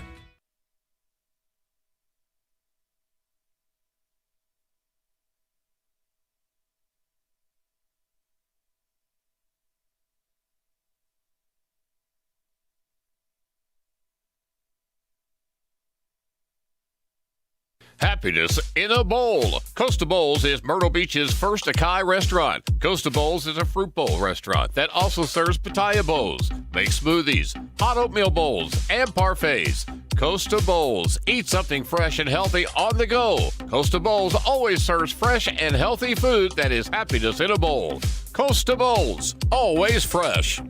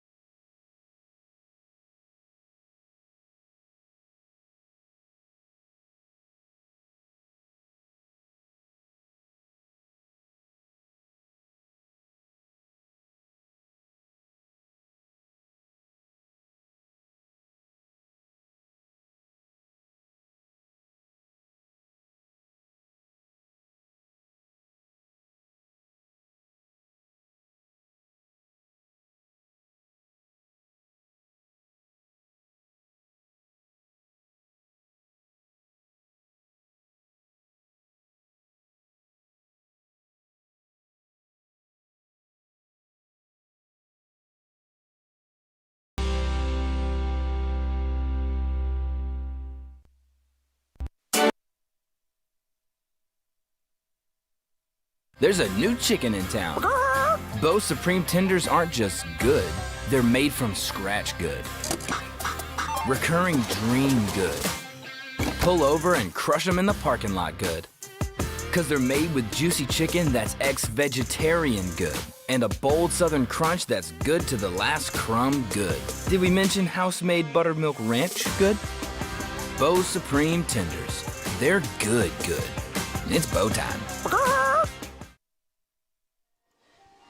This is the Bojangles Bowtime Halftime Show as the Panthers trail Sumter 14-7 at the half, and this has been a this has been an interesting game to say the least. Panthers defense struggled mightily in the first half or in the first quarter, but started to play a little better in the second quarter, and if they can continue that, as long as the Panther offense can start to get something going, we could have a ball game here. And we really could. And we mentioned it before we got on the air for the halftime show. This game really could be 14-14 if Coach Mark Morris decides to crazy within himself and kick a field goal. But this game feels a lot larger of a deficit. But you also have to realize it really could be a tie ball game right now if penalties and turnovers don't happen. And but of course they are a part of the game of football. Yes, of course. And you have to take it with a grain of salt that they're this close, but because of the penalties from Sumter and the self-inflicted wounds that we've talked about all game from Sumter, and when that happens, you feel a lot more confident about your defense because instead in the first quarter Sumter would have a 5-yard penalty from just whatever, and they would still go down and score a touchdown. Especially when actually the second touchdown of the game was exactly that. It was a hold on the offense on Sumter, and then they were able to just lollipop it in and go after the football. Yeah, they were able to capitalize on those mistakes and those long those long downs that Sumter had as a result. And that's what the Panthers are going to need to continue to do if they want to get back into this game. Before we get prepared for the second half, a quick update around the region, and it does not look like we are probably going to. Well, it's still early. This game is even closer than this game. The game that I'm about to talk about is even closer than this one is. But Conway is currently beating Socastee 19-14 at the half. So if Conway keeps the lead and wins, it will not determine that the teams, at least, that will make it into the playoffs are locked quite yet. And next week in May, though. Right, and that's a big game not only for Conway to stay alive, but if Socastee loses, they're 1-2 in region, which would put them really behind the 8 ball because of the lack of a tiebreaker with Conway. Yeah, and they have the tiebreaker with St. James, as Socastee does. They have the tiebreaker with St. James as well. So that would put them in the inside track for the second or third spot, depending on what happens here and what happens in the next 2 weeks with Carolina Forest playing both St. James and Socastee. The region outlook is far from over. And especially with St. James playing, at least in the beginning of the season, as well as they have been, and being on track to be able to make the playoffs for the first time in 6 years. It's been so long that St. James is going to be the odd man out. Everyone else is just fighting for positioning. This year, it's not like that anymore. Every game could determine not just where you land in terms of the playoff seeding, but whether or not you make it into the playoffs at all. And so, and not even that. So in the past years, St. James has been the cellar of the basement of the region. Well, now St. James is no longer a pushover. Yeah. No longer can you just say, we have the guaranteed win against St. James. Let's focus on everyone else. You can't say that anymore, because if you slip up, like we saw Socastee do in the first game, now they came back and they 24-3 win last week. If you look past them this week, they could sneak up on you. And I think that's the difference between the past 6 years and this year, is St. James could sneak up on you and play a little upset in the region. And that's going to make that last game of the season at St. James even more interesting, because who knows where both teams are going to be at the time in terms of not just, seeding, but potentially if you're even in the playoffs. Right. And like I said, the Conway Socastee game is the biggest game in the region so far. And I think so far, if I'm being completely honest, because even if Carolina Forest beats Sumter, Sumter's probably the 2 seed. So Carolina Forest, if they win, they would be on the inside track for the 1. Sumter would probably be the 2. And then you have 3 teams that if Socastee loses, all 3 of those teams are 1-2 or 1-1. St. James having a bye week this week kind of helps them, because they have the 1-1 region record, which for now would put them at a 3. Yeah. So it'll be interesting, because that Socastee Conway game will probably decide the 3-4-5 type deal, because of tiebreakers and stuff like that. Yeah, so nothing is set in stone by any stretch of the imagination, as we are just about set, clock about to tick down to 0 and get us ready for the second half. Before we get the second half underway, we'll go next level, talk about some of the players that are at the college level for both of these teams, or the pro level in the case of Sumter. For Carolina Forest, this past week, not too many players got on the field, but Jeff Mario Brown was the one. He recorded 5 tackles for Arkansas State against Coastal last week. For Sumter, they have a bunch of guys that are on the field at the Division I level, and even a couple at the NFL level. On Tuesday, Deshaun McKnight recorded 1 tackle for Appalachian State. Justice Boone last week recorded 2 tackles and half a sack for Florida. Dyson Roberts for South Carolina State. He had 7 punts with his longest going 54 yards. Eric Watts had 11 tackles with 3.5 being for a loss for the Gamecock, or excuse me, and on the NFL side, Presley Harvin had 2 punts and for the Steelers. So Sumter has that lineage of players making it to the next level. They have a couple of guys that more than likely will make it Division I next year as well right now or in the upcoming years. So, you know, they've been the cream of the crop of Region 6-5A for the last couple of years since they rejoined the league last year.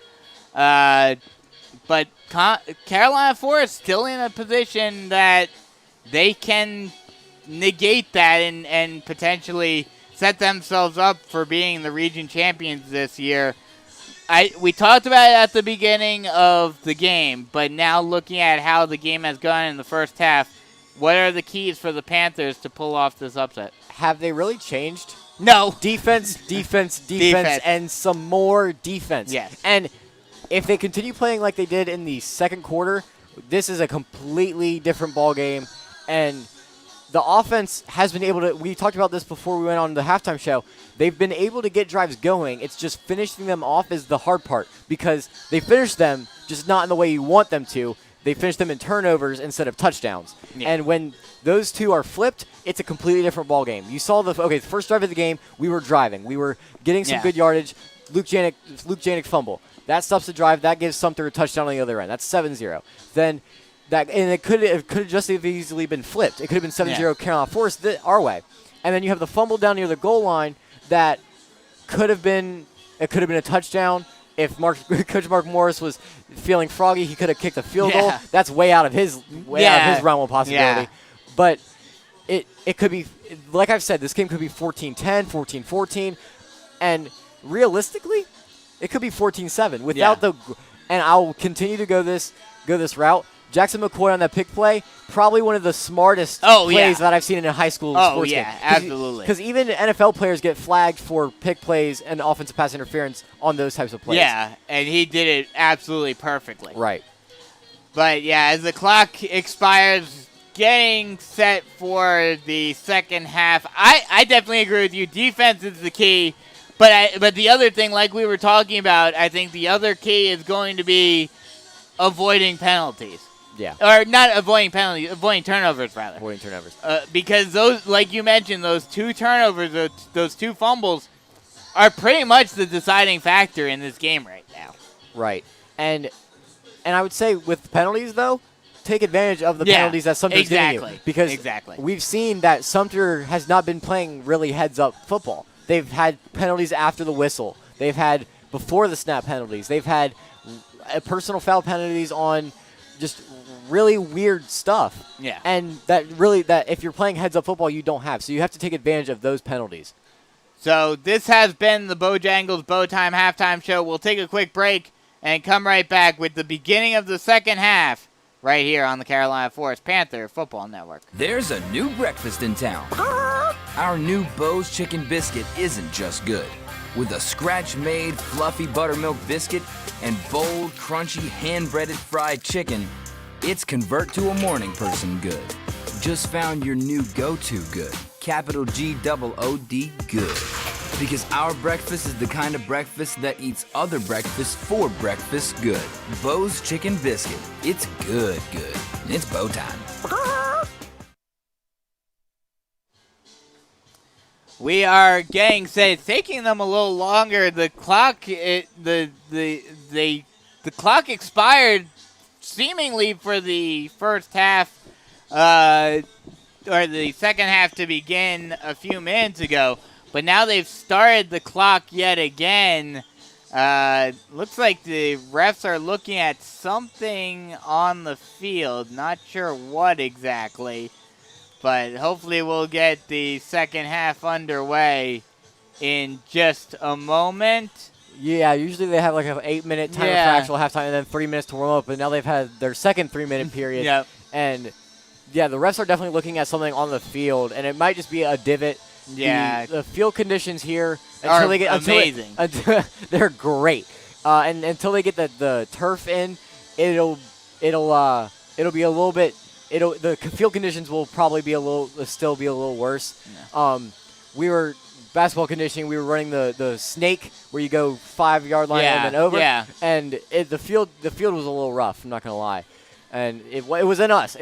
Guys, don't blame the basketball players. It wasn't us ruining the You field. messed up the field. I messed up the but the That's field, your divot that they're fixing. yeah. Oh yeah. My 170-pound body is definitely creating all those divots. Not even 170 pounds, like 160. But that's what's creating all these divots right now. But looks like they have it fixed now. The refs are meeting at midfield. But still looks like we're a minute left on the clock before we are set to begin. So we always talk about my keys to the second half. Okay.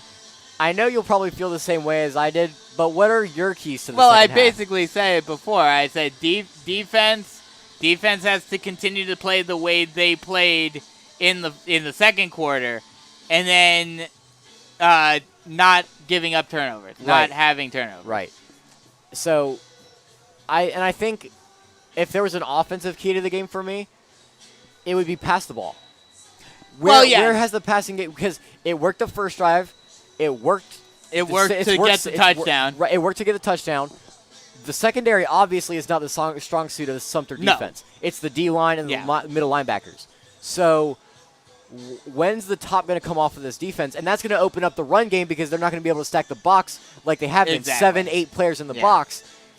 And so you have to set up your running with the pass game and vice versa. So I want to see them kind of take the top off the defense a little bit more. And if Coach Mark Morris is feeling a little froggy, I almost would kick onside kick here. I mentioned it before. I did. Yeah, I'm stealing the idea from you. I know this. I'm drawing a blank on his name right now, but I want Mark Morris to now become the Presbyterian head coach and go onside kick each time, no punting, maybe not going for 2 on touchdowns, but do some trickeration.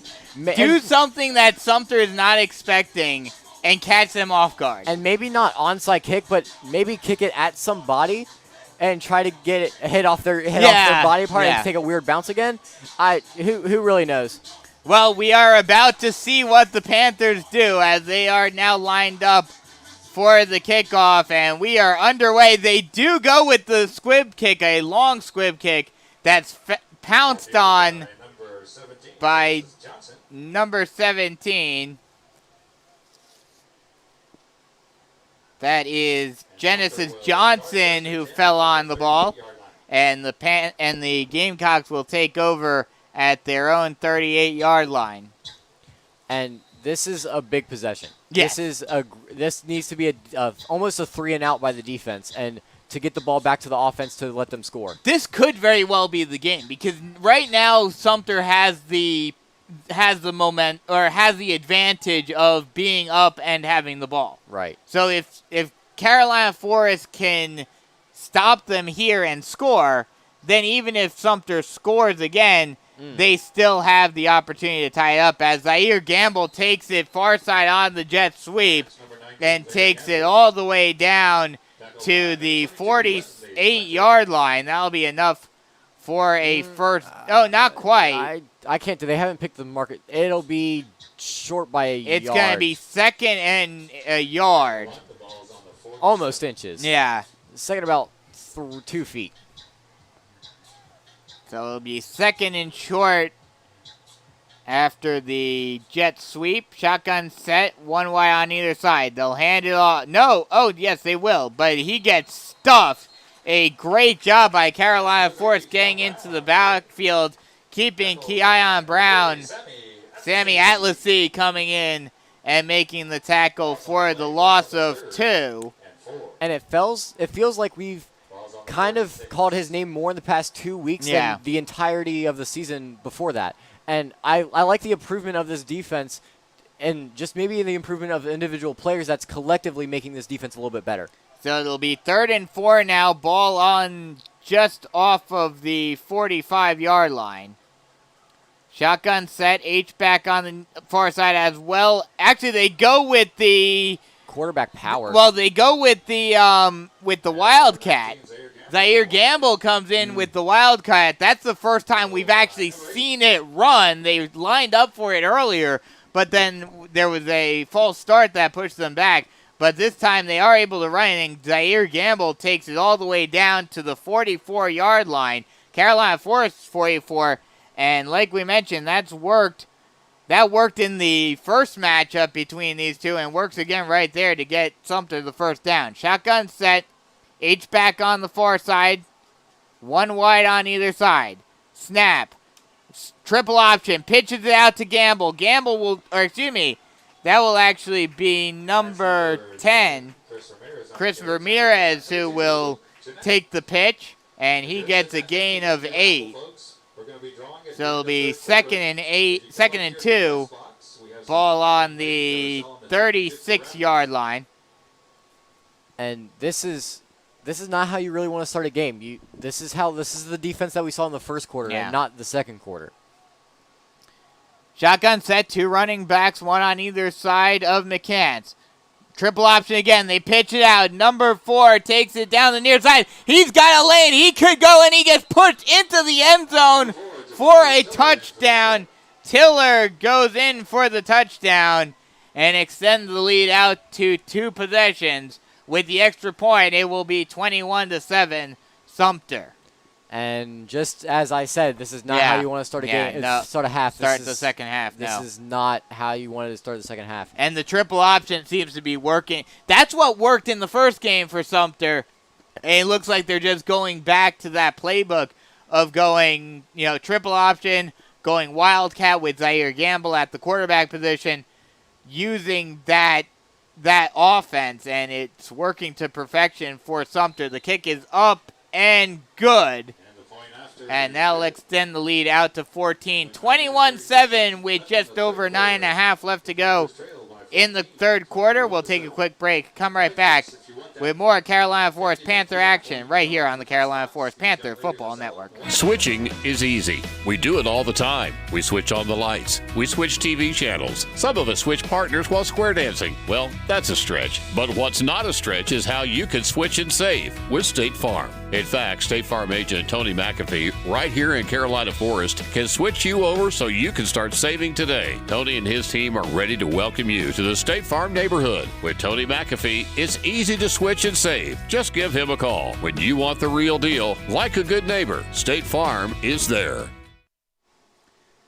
Panthers trying to get something going offensively after the defense gave up their first touchdown in over a quarter, with Sumter re-extending the lead out to 2 touchdowns once again, 21-7.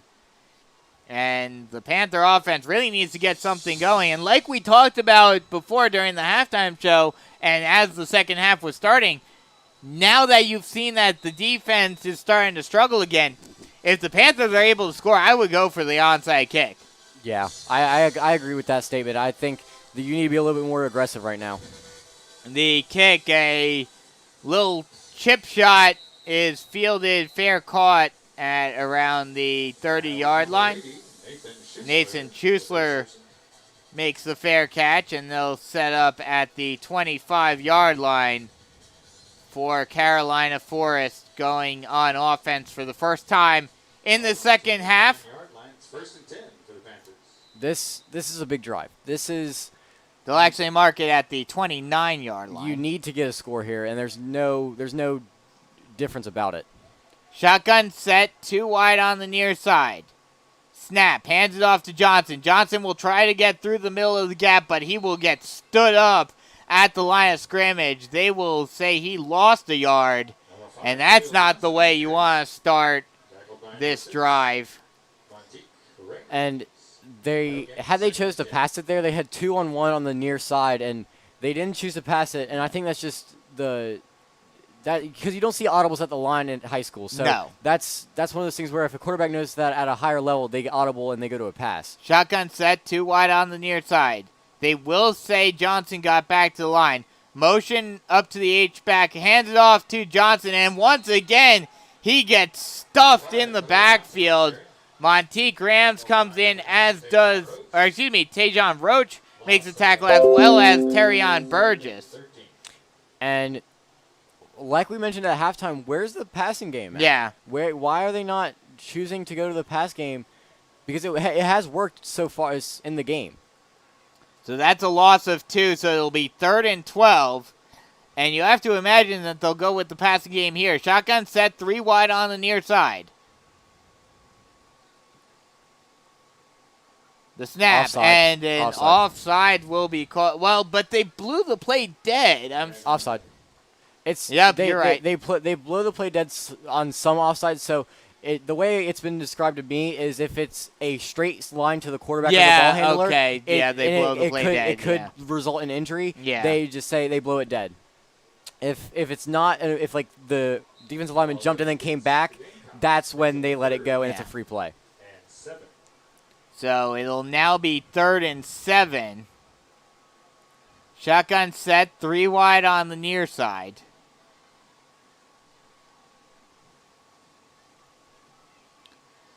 Sailor.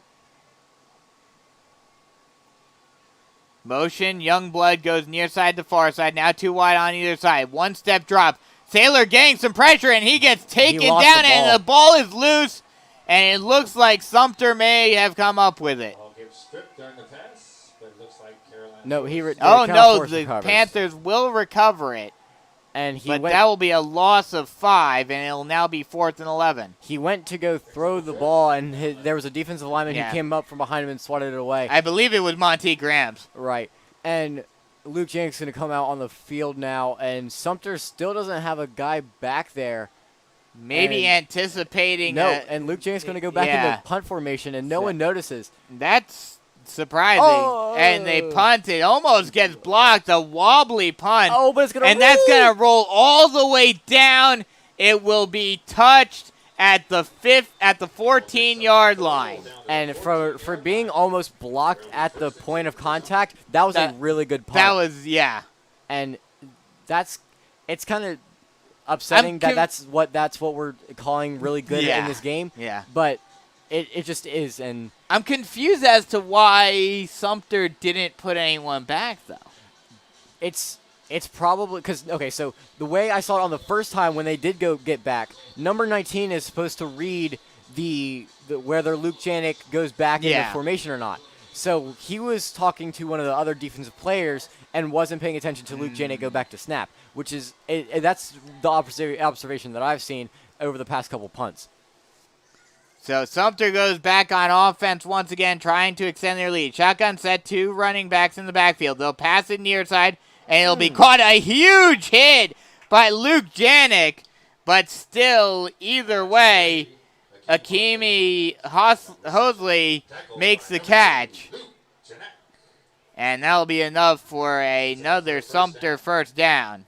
1st and 10 from the 28. And that was a good hit by Luke Janik, but not before he got a first down, which is not what you need right here if you're Carolina Forest. Shotgun set, 2 running backs in the backfield, 1 wide on either side.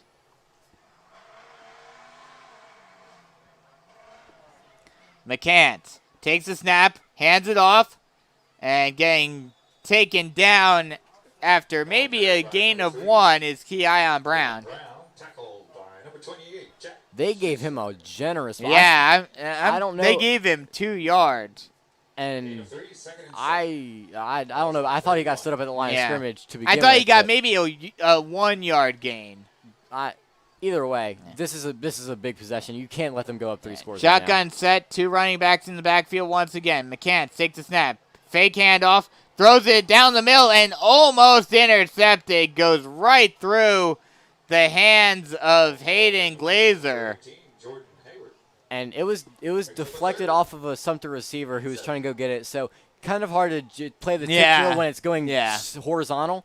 So I wouldn't say it's necessarily a drop, but he was in possession to make that play. Yeah. And it would have been really nice if he did make that play. But that'll bring up a 3rd and 8 now.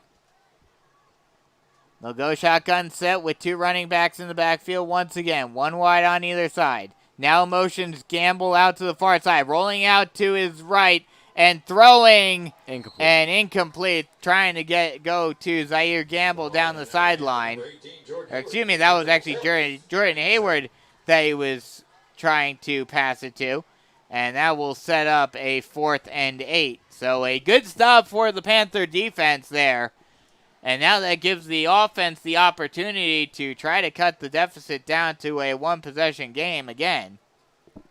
Sumter looking, they're gonna punt here, and this is a good job for the defense. They needed to get off the field here, and now it's just up to the offense. And it gives the defense some confidence going into the rest of this game. The snap. Punts it. It'll be a low line drive punt, and the Panthers will just let it roll. It will be touched at the 41-yard line, so that's where the Panthers will take over on offense. How about those Panther defensive men there? Good stop. And this is, I feel like we've said it for all of the drives in the second half. that this is probably the most important drive thus far, yeah. Right, but I think I just... The offense needs to get something going. The offense needs to get something going. The defense did their part this time. Now the offense needs to go score a touchdown right here. Shotgun set, 3 wide on the far side. Sailor, high snap, hands it off to Johnson. Johnson gets a lane, and he gets almost a first down. They'll give him a gain of about 8. They'll mark him down at the 48-yard line. But he found a good open lane and got a bunch of yards. And if it wasn't for a good shoestring tackle by a Sumter defender, he could have been gone. He could have been off to the races. And that's the quickness that I was talking about earlier in the game. They'll actually mark him down at the 47-yard line, so it'll be 2nd and 3. Shotgun set, 3 wide on the far side. Snap, hands it off to Johnson. Johnson this time absolutely gets crushed. And there's a flag in the backfield. There's a flag. I don't know. It's going to be holding on the offense. Tajon Roach was able to get into the backfield, but holding on the offense is going to push him back even further. Well, would they accept this or not? Because it's a loss anyway. I don't know, but it would push him back 10 yards. They would. Yeah, that's true. And they're at what they would be at, like 3rd and 5, right? Or 3rd. Yeah, 3rd and 5. But they're going to accept. Yeah, they're going to push it back. So that'll make it 2nd and about 15. Actually, a little further than that. 2nd and 16. Or no, 2nd and 14, excuse me. Well, goes to the 35-yard line. That'll be 2nd. Or 2nd and 16. Yeah, you had it right the first time. Second guessing yourself. But I just want to see the passing game just a little bit more involved. It's worked so far today, and it's kind of the definition of insanity is doing the same thing over and over and over again and expecting a different result. And you got to change it up. So you got to change up something here. Shotgun set, 3 wide on the far side. 3-step drop for Sailor. He'll look. He's got some pressure, and he'll get hit from behind. A big sack by number 10. Chris Ramirez comes in from behind, and he just got a straight shot at Sailor, getting around the edge of the offensive line. And it looks like there's a Panther down on the field. And he's holding on to his knee. I don't know. You don't want to speculate here. And that's just never a good sign. No, that is not a good sign. So we'll take a quick break and come right back with more Carolina Forest Panther football action. A 3rd and long set up for the Panthers with 4.5 left to go in the 3rd quarter. 21-7, Panthers trailing Sumter. Actually, they're going to take him off, so we'll stay right here. And it was holding on the offense, and that's going to be declined. There was a penalty. Yeah, there was a penalty on the Panthers there, but with the sack, it doesn't matter. It will be declined. So it'll be a 3rd and 25. Mile. That's just, it's never good when that happens, when you get rolled up like that, and you just, you feel for him because he was obviously in some pain. It's just you never want to see a guy's knee get rolled up like that. 3rd and 20 for the Panthers. 3rd and 21. Shotgun set, 2 wide on either side. Sailor takes a snap, 5-step drop, screen pass, a low pass is just able to be caught by Johnson. Oh no, they'll actually say he dropped it. He dropped it. But that's actually fortuitous because if he would have caught it, it would have been a 2-yard loss. Yes. Instead of 4th and 25, it's instead of 4th and 27, it's 4th and 25. Yes. It's punting situation, and Yes. Sumter still has nobody back. That's shocking. That's really weird. Janik. It's blocked. It does get blocked.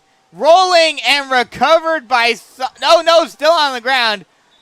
And Sumter is able to recover it at the 25-yard line. And this is going from bad to worse right now. That was recovered by Marquise Lane Owen. And, yeah, like you said, this is just getting from bad to worse. You know, the defense made that stop in the last drive. And you were thinking, okay, now the Panthers just need to get their offense going, get a score here, and you're right back in this game. But now, not only do you lose a ton of yards through multiple means, but also you get your punt blocked. And maybe that's what Sumter was trying to do. They were focused on punting the block, or blocking the punt. Right, and maybe because they did get pressure on the other punt that Luke Janik just kicked. So maybe that's what their plan was. Shotgun set, 2 running backs in the backfield, 2 wide on the far side. They'll fake handoff, triple option. McCants will keep it himself, take it far side, and gets taken down after a gain of about 5. And this has to be a game plan by Coach Mark Morris because every time that they've ran that speed option, someone has ran past the QB to go to the pitch man. Well, that's how if I were coaching against a triple option, that's how you would have everyone. You would have one person attack each guy. Right. But because they're obviously not getting pressure on the quarterback on the MLS speed option. So you have to adjust your defensive strategy to that. And I just haven't seen it from Coach Mark Morris right now. Shotgun set, motion offense. They'll hand it off. Number 4 gets to the outside and gets taken down from behind at around the 11-yard line. That is Jabari Tiller who makes the carry. And this is just not a good sign right now for the future and for this game because if they score here, it's a 3-possession game, and that's not what you want. Who is that quarterback? Oh no, never mind. He looked like almost a little bigger dude than it was, and it was not. It was nope. The regular It's still Ryan McCants. Shotgun set, 2 running backs in the backfield, 1 on either side. Each back on the near side as well. Snap. Hands it off to McCants keeps it himself and pitches it out. Number 7. That's number 3, Keon Brown. Or, excuse me, that was Keon Brown who got the pitch. And gets a gain of maybe a couple. They'll give him a gain of maybe 2. The 8-yard line. And so that time they went for the QB, and he was able to pitch it out, Yeah. and there was nobody on the running back. Yeah, exactly. So you have to you have to be able to have 3 guys that one is attacking each guy in the triple option. Shotgun set.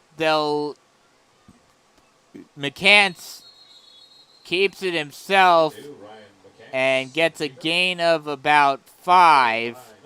Excuse me, a gain of about 3. They'll mark him down at around the 5-yard line. And now it'll be 3rd and 3. And this is I'm not gonna say it's a big drive anymore, mostly because this game seems like it's just about if they done. It's just about especially done. if they score here. But they need to get a stop just for confidence sake. Shotgun set, 2 wide on the near side, and actually it's a wildcat as Zaire Gamble comes in the quarterback position. He tries to plow his way to the first down marker and is stopped just short. So it'll be 4th and inches for Sumter, and it'll be interesting to see what they decide to do here. Do they go for it, or do they try to kick the field goal? It looks like they're going to go for it here. You don't see many field goal attempts in high school football unless you have a guy like unless you have someone like I'm drawing a Zane Smith Right. on North Myrtle Beach or Myrtle Beach's Sully Hardin on Myrtle Beach last year, as they will just the quarterback keeper and he just plows his way into the first down.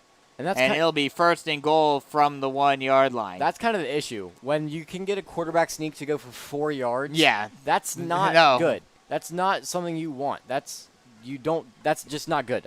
There's no other way to put it. If a quarterback sneak gets 4 yards, that means your defensive line is not getting any push whatsoever. And that's not going to help your defense at all. So they'll go with the goal line offense and touchdown.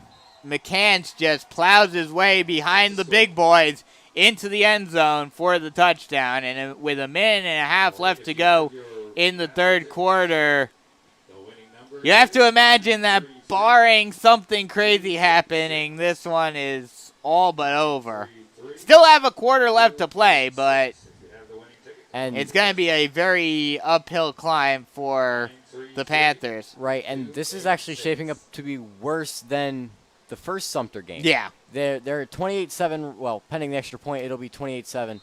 And the extra point is good, so it is 28-7 now. But we lost 36-7 the first Sumter game. So this is already shaping up to be worse than the original one. And that's not good because it looked like, because especially with the Conway game, it looked like we were going to be a little bit better at this during this game. And exactly. even going into halftime, it seemed like we were going to be a little bit better going into this game, or going into the second half. And it just hasn't shaped up like that. Yeah, it hasn't worked out the way the Panthers would like. We'll take a quick break, come right back with the kickoff. 28-7 Panthers trailing with a minute and a half left to go in the third quarter. Happiness in a bowl. Costa Bowls is Myrtle Beach's first Acai restaurant. Costa Bowls is a fruit bowl restaurant that also serves pitaya bowls, makes smoothies, hot oatmeal bowls, and parfaits. Costa Bowls. Eat something fresh and healthy on the go. Costa Bowls always serves fresh and healthy food that is happiness in a bowl.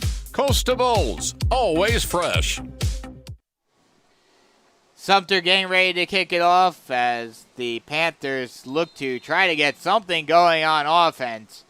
Down by 3 possessions, 28-7, with a minute and a half left to go in the third quarter. And slow run up and just a little chip shot over towards the sideline, and it will go out of bounds. So the Panthers will take over, I believe, at around the 45-yard line. This is just, it's gone from bad to worse. Yeah. In the second half. And defense looked really good in the second quarter. Didn't give up a score. The offense just couldn't get anything going. And going into the season, we said the offense was probably going to be the strong suit. And it doesn't look like this team has a strong suit right now. Well, that's what we talked about earlier, too, is that, this offense, while, yes, in certain games they've been able to score points, it hasn't been nearly as prolific as they were in years past. Right. Shotgun pistol set.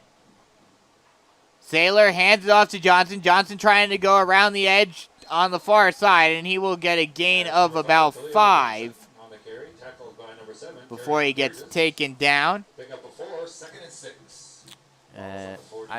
I just a handoff to Khalil Johnson. Not really any urgency right now. Yeah, they're not really even trying to go fast. And this is something we've talked about in other games as well, where when the Panthers have been down by this much, you need to have some urgency, but it just seems like they don't even try to come back in these types of games. And and they haven't thrown the ball basically at all in this quarter. Shotgun pistol set high snap, and Saylor has to fall on it. And another tough break for the Panthers. That'll be a loss of 5. And the one thing that I've noticed, there's been not very many penalties from Sumter in this half. And what has the offense or the defense really done in this half?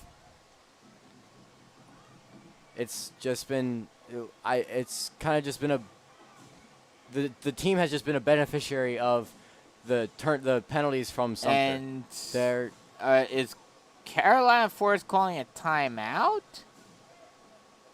The Carolina Forest players are coming off the field. oh, it's the end of the quarter. Oh, okay, they're just letting the clock run down. Okay, so that'll end the third quarter. Panthers trailing 28-7. We'll take a quick break and come right back with the final quarter here on the Carolina Forest Panther Football Network. There's a new chicken in town. Bo's Supreme Tenders aren't just good, they're made from scratch good. Recurring dream good. Pull over and crush them in the parking lot good. Cause they're made with juicy chicken that's ex-vegetarian good. And a bold southern crunch that's good to the last crumb good. Did we mention house-made buttermilk ranch good? Bo's Supreme Tenders. They're good. It's Bo time.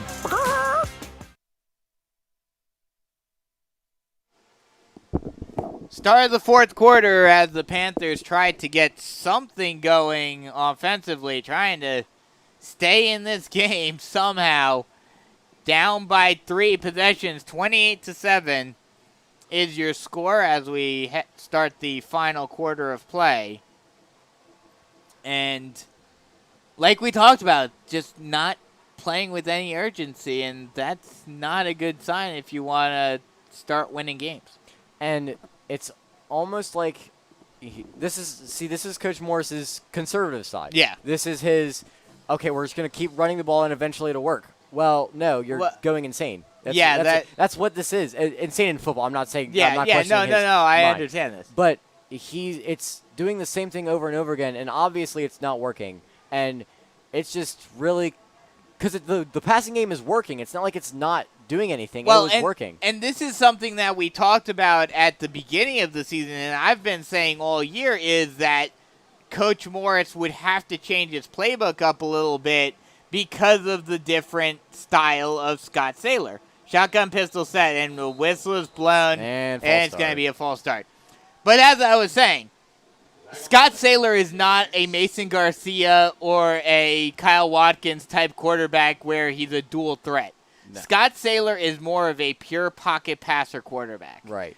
And not only that, but you don't have the offensive line power that you have in years past that allows you to just push defenses around and open up gaping holes for Luke Janik to run through. And that's why things need to change. And that's one of those things where that's just a lack of game plan almost, dude. It's a lack of personnel, really. Well, it's a lack of knowledge of personnel. Yes, as another high snap, Saylor is able to come up with it, and he gets wrangled down for a loss of 5. Another bad snap. Cooper Dale has not had a good day at center today. But it's not so much lack of knowledge of your personnel. It's lack of wanting, being stuck in your ways and wanting to keep the same playbook that you've always used no matter what. As Luke Janik is out there to punt it on 4th and long, and he puts up a long punt, taken down, and still on his feet. Zaire Gamble, and he will get taken down. Brings it all the way down to the 35-yard line. And Sumter will start in prime field position to start off this drive once again. This just kind of like what I said pregame. Tackling. Yeah. And it was good Conway. It was good against Conway. And I think it's just the different beast of Sumter that is getting to them right now. It's just the size differential is the issue. So it'll be 1st and 10, ball on the 35-yard line. Shotgun set, 2 running backs in the backfield, 1 on either side. Snap. They'll hand it off, and getting 5 yards is Keon Brown. Jack Schuessler makes the tackle. Pick up the 4, 2nd and 6. And this is inside run and speed option is pretty much what has killed Carolina Force today, and that's because that's all Sumter really does. Yeah. And maybe it softened the defense when the 2 passing touchdowns happened, but since then they have probably passed the ball twice. And at least that's what it feels. I'm not saying that's what they have. What's funny is that as they set up with 2 running backs in the backfield, McCann takes a snap, throws it into the center of the field on a slant route to number 80, Akemi Hosley. He makes the catch in the end zone for another Sumter touchdown. Alex then lead out to 34-7. I'm just never going to talk again because at this point, at this point right now, you said they weren't weren't passing it at all. I guess the third time passing the ball is the charm because they scored a touchdown on it. I think every pass they've thrown, they've scored a touchdown on. Yes, that is. I don't think so, but maybe not. But it's been pretty dang close. At least I would say 75% of the time that they've passed it, they've scored a touchdown on it, as the extra point by Judah Keane is up and good, and the Panthers now trail is 35-7 with 10:22 left to go in the fourth quarter. We'll take a quick break, come right back with more Carolina Forest Panther football action. Switching is easy. We do it all the time. We switch on the lights. We switch TV channels. Some of us switch partners while square dancing. Well, that's a stretch. But what's not a stretch is how you can switch and save with State Farm. In fact, State Farm agent Tony Mack today. Easy to switch and save. Just give him a call. When you want the real deal, like a good neighbor, State Farm is there. This one just about all but over, 35-7 with just under 10.5 left to go in the game. Panthers just trying to get some moral victories maybe at this point. And but so if I may, yes, it's almost felt like Carolina Forest is not a second half team. No, absolutely not. Well, except for last week. No, but even last week they scored, 2 touchdowns? Yeah. It wasn't really a big offensive explosion. It was just kind of mediocre, just kind of coasting through. Owen Hall makes the kick return and brings it down to around the 35-yard line. And right now, it's just, I think it's a mixture of play calling and... Yeah. But what's crazy... And then early in the game, though, it was more... execution was off. It's now in the second half, it's more play calling is off. What's crazy is Sumter is running the offense that Carolina Forest traditionally would like to run, that they're used to running because they have a good running quarterback and a lot of running backs. Carolina Forest is trying to run that offense, but they don't have the personnel for it. Right. And they need to go to the air more. Shotgun set, 3 wide on the near side. They'll hand it off to Janik. Scotty's going to take it. Oh, no, Scott keeps it himself. He has a wide open lane, but gets torn down at the 40-yard line. It'll be a gain of 5 for Saylor. And that was a good run right there. But Scotty's not going to get 5 yards per carry. Yeah. Just a little too late, though. It's too little too late. That's something that we've also said all year, that, the offense... Either the offense or the defense finally comes alive at the end of the game when it's all said and done. All said and done. Shotgun set, 3 wide on the far side. Snap, speed option. Saylor decides to keep it himself, and he will go nowhere. He'll get wrapped up at the 40-yard line. Will get taken down. Chris Ramirez and Tajon Roach was there as well. And this is that was a 1-yard gain from Scotty on the. He's not the elusive. I think he's a good athlete like the Mason Garcia and Kyle Watkins, but he's not as quick and elusive as they are. And that's the difference. When in the open field, he's not going to make the spin move or the move to get around. Exactly. And that's going to be an offside.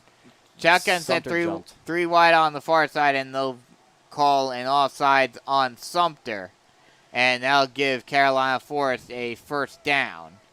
And it's almost felt like Carolina Forest is good in garbage time when they don't have any. Well, that's what we were talking. That's what I was saying. Right. And it's just it's almost painful to watch. Yeah. It's not good right now.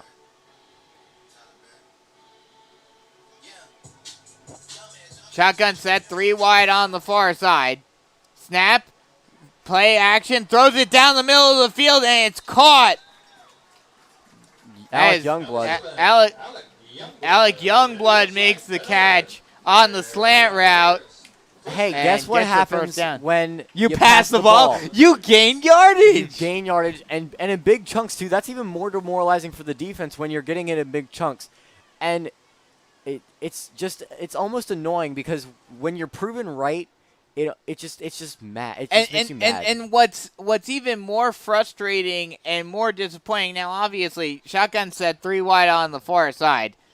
Sailor takes a snap, rolls out to his right, getting pressure, throws it, and it will be incomplete. Just tried to get it away with the pressure coming onto him. But what's even more disappointing for Scott is, while I'm sure he'll get it, he has been getting looks already, and he goes to camps, and that's where he's going to get a lot of his looks. The way this offense is built, it may hurt his recruiting as well because he's not showing what he can do as much as he should be. Right. And I think that just has – and I think it's putting him in – it's not even like it's a neutral thing. It's a negative thing because he's being put in running positions where that's not his strong suit. Exactly. And that's not where his strong suit is in his arm. Exactly. And not in his legs. And there's a penalty on the Panthers. Yeah. So that pushes the Panthers back even further. Now it's first and forever. It's first and 30 for the Panthers. Just bad to worse. And I feel like that's been the moral of the story in the second half. It's just bad to worse. 8 minutes left to go in the game.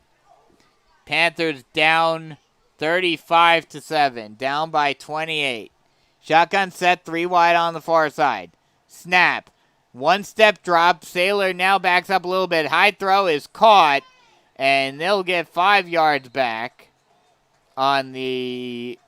He got back to the line. That was almost a screen pass. Oh, it was a screen pass. I thought he threw it further, I guess because Scott was so far back. Yeah, he took it. It wasn't really. It was a shallow cross route from Jamar from the wide receiver. I couldn't see who it was. I think it might have been Alec Youngblood.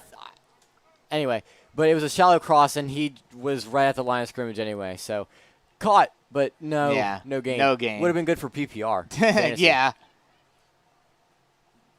So all of those that you have Alec Youngblood on your PPR fantasy team, there you go. Shotgun set 3 wide on the near side. A short screen pass is dropped. A wide open Bryson Johnson, excuse me. He was not able to hang on to that screen pass. And now it is 3rd and 30. Jeez. And that's just, again, bad to worse. And now it's getting ugly. Yeah. Now it's just uninspired. They're throwing the ball, so the clock's not. It was incomplete, so the clock's not running. And this game just feels like it's dragging on at this point. 7 minutes left to go in the game. Shotgun set, 3 wide on the near side. Snap. 3-step drop for Sailor. Sailor looks to the near side, and it is caught. A great catch by Alec Youngblood for a gain of about 9. They'll say he got 8 yards on the catch, but that'll make it 4th and 22. And the Panthers are going to go for it. I mean, why not? Why not at this point? Yeah. Like it's over except for the final score. It's just I like this call because if they're going to pass it here, I want to see more of the passing game. It'll be interesting to see what they're going to pass it. It's just how they pass the ball and how they use it. Shotgun set, 3 wide on the far side. 1-step drop for Sailor. Sailor has to step up. He has an open spot in the middle of the field, but he gets taken down after only a gain of about 4. And that's another thing right there. What we've been talking about throughout this fourth quarter, you saw right there. He does not have that athleticism and speed that former Panther quarterbacks have had. And if that were Kyle Watkins last year, he could have taken that for 20 yards. Right. And it almost feels like Scotty is scared to not scared. I'm not going to say scared, but he's a little quick to run the ball, to rush with use his legs, because he had good protection there. He had to step up a little bit, but he had good protection. Shotgun set, 2 running backs in the backfield. They'll hand it off, and Keon Brown will only get a gain of maybe 3. They will give him 3. So they'll actually give him 4. It'll be 2nd and 6. And now with 6 minutes left to go in the game, I think at this point, Sumter just basically trying to run the clock down. Right. Shotgun set, 2 running backs in the backfield, each back on the near side. Looking at they're just using some play clock. Yeah. Here. I don't know why the play clock isn't running. It may not be working, maybe? Maybe. That's the only thing I can think of. They'll hand it off and taken down for a loss of 2, maybe. Oh, no. They're going to mark him right at the line of scrimmage. Okay, they'll mark him down at the line of scrimmage. He was pushed back after he got back to the line of scrimmage. This is, I mean, I have no words at this point. It almost feels like the first Sumter game. Where exactly. You just don't know what to really say. And now, we'll give you the update on the Socastee-Conway game at the end of this game. But now you have to wonder, yes, you were able to beat Conway last week, but now, especially not seeing them for the first time and not having that basically practice game, essentially, how does that impact you as the ball's handoff taken down the far sideline is number 23, Jeremiah Horace, who makes the carry, and it'll be enough for a first down. They'll mark him down at the 49-yard line. At the end of the third quarter, Conway is still beating Socastee 19-14. That was 5 minutes ago. The Braves will have the ball deep in their own territory when they get it back at the start of the fourth. So, as shotgun set, 2 running backs in the backfield, they'll hand it off. Whistles are blown. Looks like there's a penalty. It's a false start on Sumter. So if that game continues, Socastee is the worst team. You would at least presume. Yeah, Socastee would be 1-2. Socastee would be 1-2. Conway would be 1-2 as well. Yeah. They would have the tiebreakers, so they would be 4. And St. James on bye.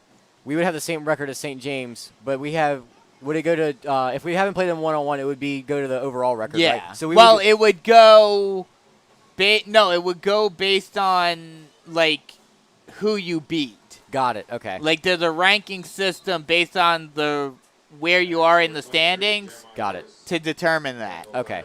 So it basically just second. Carolina Forest and St. James will have the same record, and Sumter will be 2-0. Inside track, basically clinched number 1 seed in the region. But now the next couple of games could be important. You don't know. Right. Now with Socastee beating them as it's a shotgun set, 2 wide on the near side, hands it off, and Brown will take it. Jeremiah Horace now with it being basically, garbage time. Jeremiah Horace comes in to get some reps, and he takes it to the far side and gets a gain of a couple. But now with this loss, the next 2 games are vital for the Panthers if they even want to make the playoffs. We're basically right back to square one where we were going into last week, where now you're worried again about, okay, where is this team really at? Right. Just a quick note here. West Florence leading North Myrtle Beach 35-2 late in the fourth quarter. Wow. North Myrtle Beach isn't playing well either this season, relatively speaking. As a screen pass to the far side, thrown down to Amarian Smith, and he gets a gain of a couple. It'll be 4th and 6. Just defense, if there's any bright spots of this, defense played well second quarter. Offense, but offense couldn't get anything going. Well, we talked about it. We talked about it last week. We have yet to see a game where the team is firing on all cylinders on both sides of the ball. My question is now, will we see that this I don't think. year? I doubt it. 4th down punt. The snap, punts it, and it's a high punt. They'll call the fair catch, and almost did they stop it before it went over the line? And no, they're going to call it a touchback. And almost, Sumter almost pinned the Panthers down at the 1 yard line. Yeah, and if they would have, I would have automatically said story of the night. Yeah, really. Because it's just been so forced, if we're being honest with ourselves. No, not at all. Not at all. And Panthers are just basically running out the clock at this point. Johnson gets a carry, again gets a gain of about 7. Right at 2 minutes to go. It's over. Yeah. And there's a lot that you have to look at after this game. You have to look at tackling, and you have to look at just I'm more scared about the offense because the offense was what we had high expectations for. As the pass is thrown incomplete. But there's a flag behind the play. But like I said, going into the season, we said defense is probably going to have some struggles. It was against Sumter. But defense is going to have some struggles, and we're just going to have to learn because it was a young team. It is a young team. And even on offense, it was a young team, but we expected T. Mars McCollum to go off. I liked Scotty's arm more than his legs, obviously. Yeah, and that's going to be the key, not just for the rest of this year. I don't know if you can really implement it for the rest of this year, but for next year, they need to build a playbook around Scotty's skill set. Strength. Right. Yeah. And Scotty's not a running quarterback. No. He's a pocket passer, and he's good at it. It's just he's being put in situations where he's almost being set up to fail. Shotgun set 2 wide on the near side. Low snap. Hands it off to Bryson Johnson. And he will get a gain of about 1. And that'll set up 2nd and 9. It's really just concerning almost because if this bleeds into next year with Scotty, where Coach Mark Morris is kind of being stubborn with his playbook, where do you because I'm seeing down the pipeline. Yeah. Ethan is kind of a hybrid between Kyle and Scotty. He's kind of a middle ground. Well, at least you have that middle ground. Right. And that pass is a good pass on the slant route. And caught by Owen Hall. Like we just said, Scotty is a pocket passer. And that slant was a very good. Yeah, there's an injury on the field. Yeah, there is an injury on the field. But yeah, like I was saying, there was a great pass by Scotty right there. And so Ethan's kind of a hybrid. So that's for those who don't know, JV. That's coming up the pipeline after Scotty leaves. That's going to be in 2 years. That's going to be in 2 years. So just looking down the pipeline, when Ethan's kind of a hybrid, when do you change the playbook? Because obviously it's not working for Scotty, and Coach Mark Morris is obviously going to want to be competitive. Yeah. So you have to change the playbook, I think. And it's going to come down to Coach Mark Morris being able to self-evaluate himself and the team and say, okay, this isn't working. We should go. We need to change to something else. Yeah, exactly. And it's going to be up to Coach Mark Morris to just be able to see within himself and see within his own team that this isn't working, and just being able to tell himself that he needs to change. Yeah. That I need to build a more pro-style offense as Scott Saylor gets absolutely waylaid in the backfield. And that was another bad snap. He had another low snap. That also hasn't been helping him tonight. There have been a lot of bad snaps tonight as well. And do you think the bad snaps have been because the center's trying to get his head up and trying to block the D lineman? Yeah. And I think that's part of the problem, or part of the issue. Snap. Good pass. Passed it. Excuse me. Passed it up the middle. And that's caught by Nathan Schussler. Brandon McWhorter makes that catch. And clock stops due to the first down. Panthers could score right at the end of the game. Not sure if they will. And, yeah, it looks like they're just going to let the clock run down. And they're ending this one. So final score, 35-7. Panthers get destroyed by Sumter yet again. Drop down to 3-4, 1-1 in region play.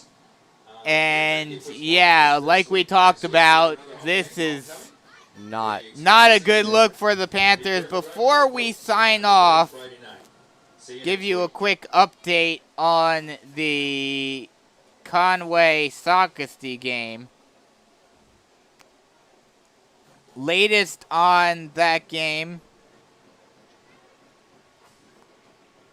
27-14, Conway in the lead. So now, next week Is big. is going to be, again, could be the determining factor to see who potentially makes it into the playoffs. So we will know who won that game. Right. They play Sumter. They play this Sumter team next week. Yeah. Next week. Yeah, next week is going to be another big matchup. Obviously, the next 2 weeks could determine whether or not the Panthers make the playoffs or not. But yeah, things are going to need to change on the offense for the Panthers with Scott Saylor's skill sets. But once again, a tough loss for the Panthers. Another tough loss for the Panthers. It's been a tough year for Carolina Forest. Once again, final score 35-7. Next week against Sockesty here at Carolina Forest. For Preston Payne, I'm Brandon Biskobing saying so long, and we'll talk to you guys next week. Once again, final score. Real quick, once again, like I said earlier during the pregame, just best of luck to Trip Satterwhite. Get well soon. Hope to